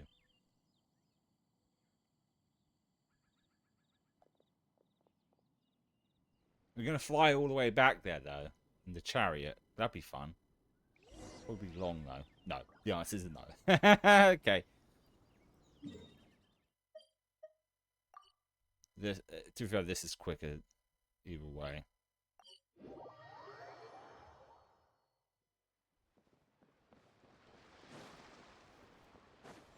Oh, so we're starting Chi-Chi, the off lantern ride where is almost over. where we ended Do you with remember how to make a shell Chi-Chi, lantern? Chi-Chi and Yao Yao. Ring, split bamboo, traveler, get silk, make... Comes all full circle, I guess. You've got it all mixed up again. They're here again. I am here. Yow! Looking good in that new outfit, huh? Hey, it's Paimon! Dr. Bai Baiju gave this to me as a gift. How does it suit me? Adorable. I mean, at least those bells look more like comfortable than the last ones. You had such huge bells on you. It suits you very well. You look adorable. Thank you. Wow! What happened for Baiju to suddenly give you a brand new outfit, Yao Yao? Dr. Baiju is thanking Yao Yao for teaching me to make shell lanterns. Chi-Chi and I were just playing together. Dr. Baiju's too kind. Oh, yeah, take a look at this. Dr. Baiju gave me these clothes, but it was Chi-Chi who wove this little basket. Aww. Wow! It's beautiful! When did you become so good with your hands, Chi-Chi? I learned to make shell lanterns, thanks to Yao Yao. I also made a wish. What do I always say? The White Horse Adeptus answers prayers. Come, help this old man make an offering in thanks. Huh? Mr. Liu? What did you pray for? For my idiot son to finally come to his senses and not change Baiju Guest House's name, which he has. Huh? He's keeping the old name? Listen to this. My granddaughter planted a tea seedling in our village just a few days ago. She made a prayer to the White Horse Adeptus to help it grow. Overnight, her seedling flourished into a mature tea tree. Sure does sound like a miracle. Could the White Horse Adeptus really have helped it grow? Of course she did. Oh, White Horse Adeptus, how blessed is our family over whom you keep watch. Truly, this is an extraordinary miracle. You must record it in your family history without delay. Of course. Huh? Is that you, Miss Zebai? Indeed. I have a long-term booking at your guest house. Yes, I recall. Mr. Zhongli said to charge your expenses to the Wangsheng funeral parlor, if I remember correctly. That's young Lee. Always making trouble for poor Hu Tao. I noticed when you were here last that you bear a striking resemblance to the pictures of the White Horse Adeptus in my family history. You both have golden eyes. Perhaps fate has had a hand in our meeting. And a glad meeting it is, Miss Zebai. Now, why don't I gift you some tea from my garden to celebrate this encounter? Oh, look, how about that? We got the tea after all. We grow Sunglaw tea there, and it has quite the reputation throughout Yilong Wharf. I hope you will accept it. Oh! Sunglaw, buy 10 boxes, get half off teas. Back on the menu. Buy 10 boxes, get half off? Don't be silly. This is a gift. It's free. Woohoo! Nice! Thank you so much, Boss Liu. There's no need to thank me. You're a visitor from out of town, which makes you an honored guest. Make yourself at home. Lantern Rite may have ended, but the streets are still bustling with activity. Make sure to take everything in, meet some new friends, and enjoy your time here. And that goes for you kids as well. Happy Lantern Rite. Got it, Mr. Liu. Happy Lantern Rite. Yeah! Happy Lantern Rite, everyone! Happy Lantern Rite indeed. So that's interesting. So I kept in Orlo instead, and the timing finished around the same amount of time. It took the same amount of time that was left of the walkthrough to the end of this. I might have to do it in future if we want to get through this a lot quicker. It's weird to think that a few seconds can make a difference with me just clicking. Just having an order. I guess if I want to give my thoughts, I can easily turn off the auto. Now here's the thing. Because like, the only thing left actually is on this walkthrough. Because I thought, because it's 4 hours and 17 minutes, but the last roughly 6 minutes is just a random side quest with Nervalet. I think it's to show off his new outfit as well. But yeah, I'm feeling a little tired, and I want to rest before work. So let's see. I don't think I have enough. I know there's another event going on. Yeah, because he's got his own outfit. But But I think I should be able to get 9 out of that. And then maybe... Oh, I can get 4 out of this. We'll get 1 for 10. There we go. We're going to go for Nervalet. I do like Baiju's design, but if I had to choose between the two, I'm going to go for Nervalet. We'll see if we get them at least. Give me that stream of luck. Give me that stream of luck. Nah. Like I said, sometimes it happens when I'm not streaming. 2 characters die. Already have. I mean, clearly I've already got all fucking things Constellation. Like I said before, I said this enough times. I'm not too bothered if I don't get the characters, because I'm here for the gameplay. I'm a weird fan of gacha games where I'm here for the gameplay and the story. The gacha is secondary. I will use my 3 rolls that I have, but if I don't get them, it's not the end of the world. Plus, as you can see, I have a fuck ton of characters, and I've lost tracking again. But yeah, this is fun. Like, I think, not to say, I'm not one of those people who thought that their storytelling had gotten worse, but it definitely feels like it's gotten better to a degree. Because this was, I'm not saying the last Atlanta Wright Festival was okay or bad, but this was definitely a really good one too. They usually are. But yeah. Because I wasn't sure if I was going to finish it, because usually I had like an hour on extra of how much is left, but we managed to finish it with until I realized putting auto made a difference. We'll have to try that for next week, because we are going to obviously be doing Zenless's story quest, and that's about 5 hours. I might do the same to see if it makes a difference. And I think today or tomorrow, hang on, let me if I can find the post. It was I think it's today or tomorrow. Genshin will be having the live stream for the next update, which looks like it might be another Archon quest, which might be the in-between one. Looks like it, judging from because like I said, when these like updates, I always don't watch them because I like to go in dark when doing them, because it makes that more funner. Looking at it, it might involve Varta, so it means might be going back to Mondstadt again for the next one. Yeah, I think definitely doing these once a week, then trying to finish them in 2 streams. It's just like I said, it's mostly short form content like TikTok and shorts. Shorts isn't too bad with it, but there is always that chance of almost getting spoiled something. It even happened with Zenless. Thankfully, as soon as I saw, I skipped past and didn't get any spoilers, so they're at least somewhat better. But I think it's definitely more refreshing than trying to finish them in the same week and just doing week by week. No, don't get that burned out. Yeah, so we'll do Zenless. We might do them on the weekend still, because the only reason we're doing thingy on the weekend, Neo 3, mainly because I wasn't sure if it was going to hurt my hands from doing a lot of, you know, well, not button mashing, but, you know, Souls-like games, a lot of like, well, a lot of buttons and stuff. It wears out my hands. I don't want to go to work with sore hands. But last Saturday, it didn't feel like that. But we'll see how things go. I might do them during the week. But we are going to do it on Saturday because we're going to try and finish the demo. But I did just check my emails when I went to the toilet earlier. And I got an email saying, because I bought it physically and didn't get it last week. It's what's basically happened is they had the right address, wrong fucking town. Not even the wrong street. They had the right street, wrong town, and there's no similarities whatsoever. I don't know how the Royal Mail could have fucked that up.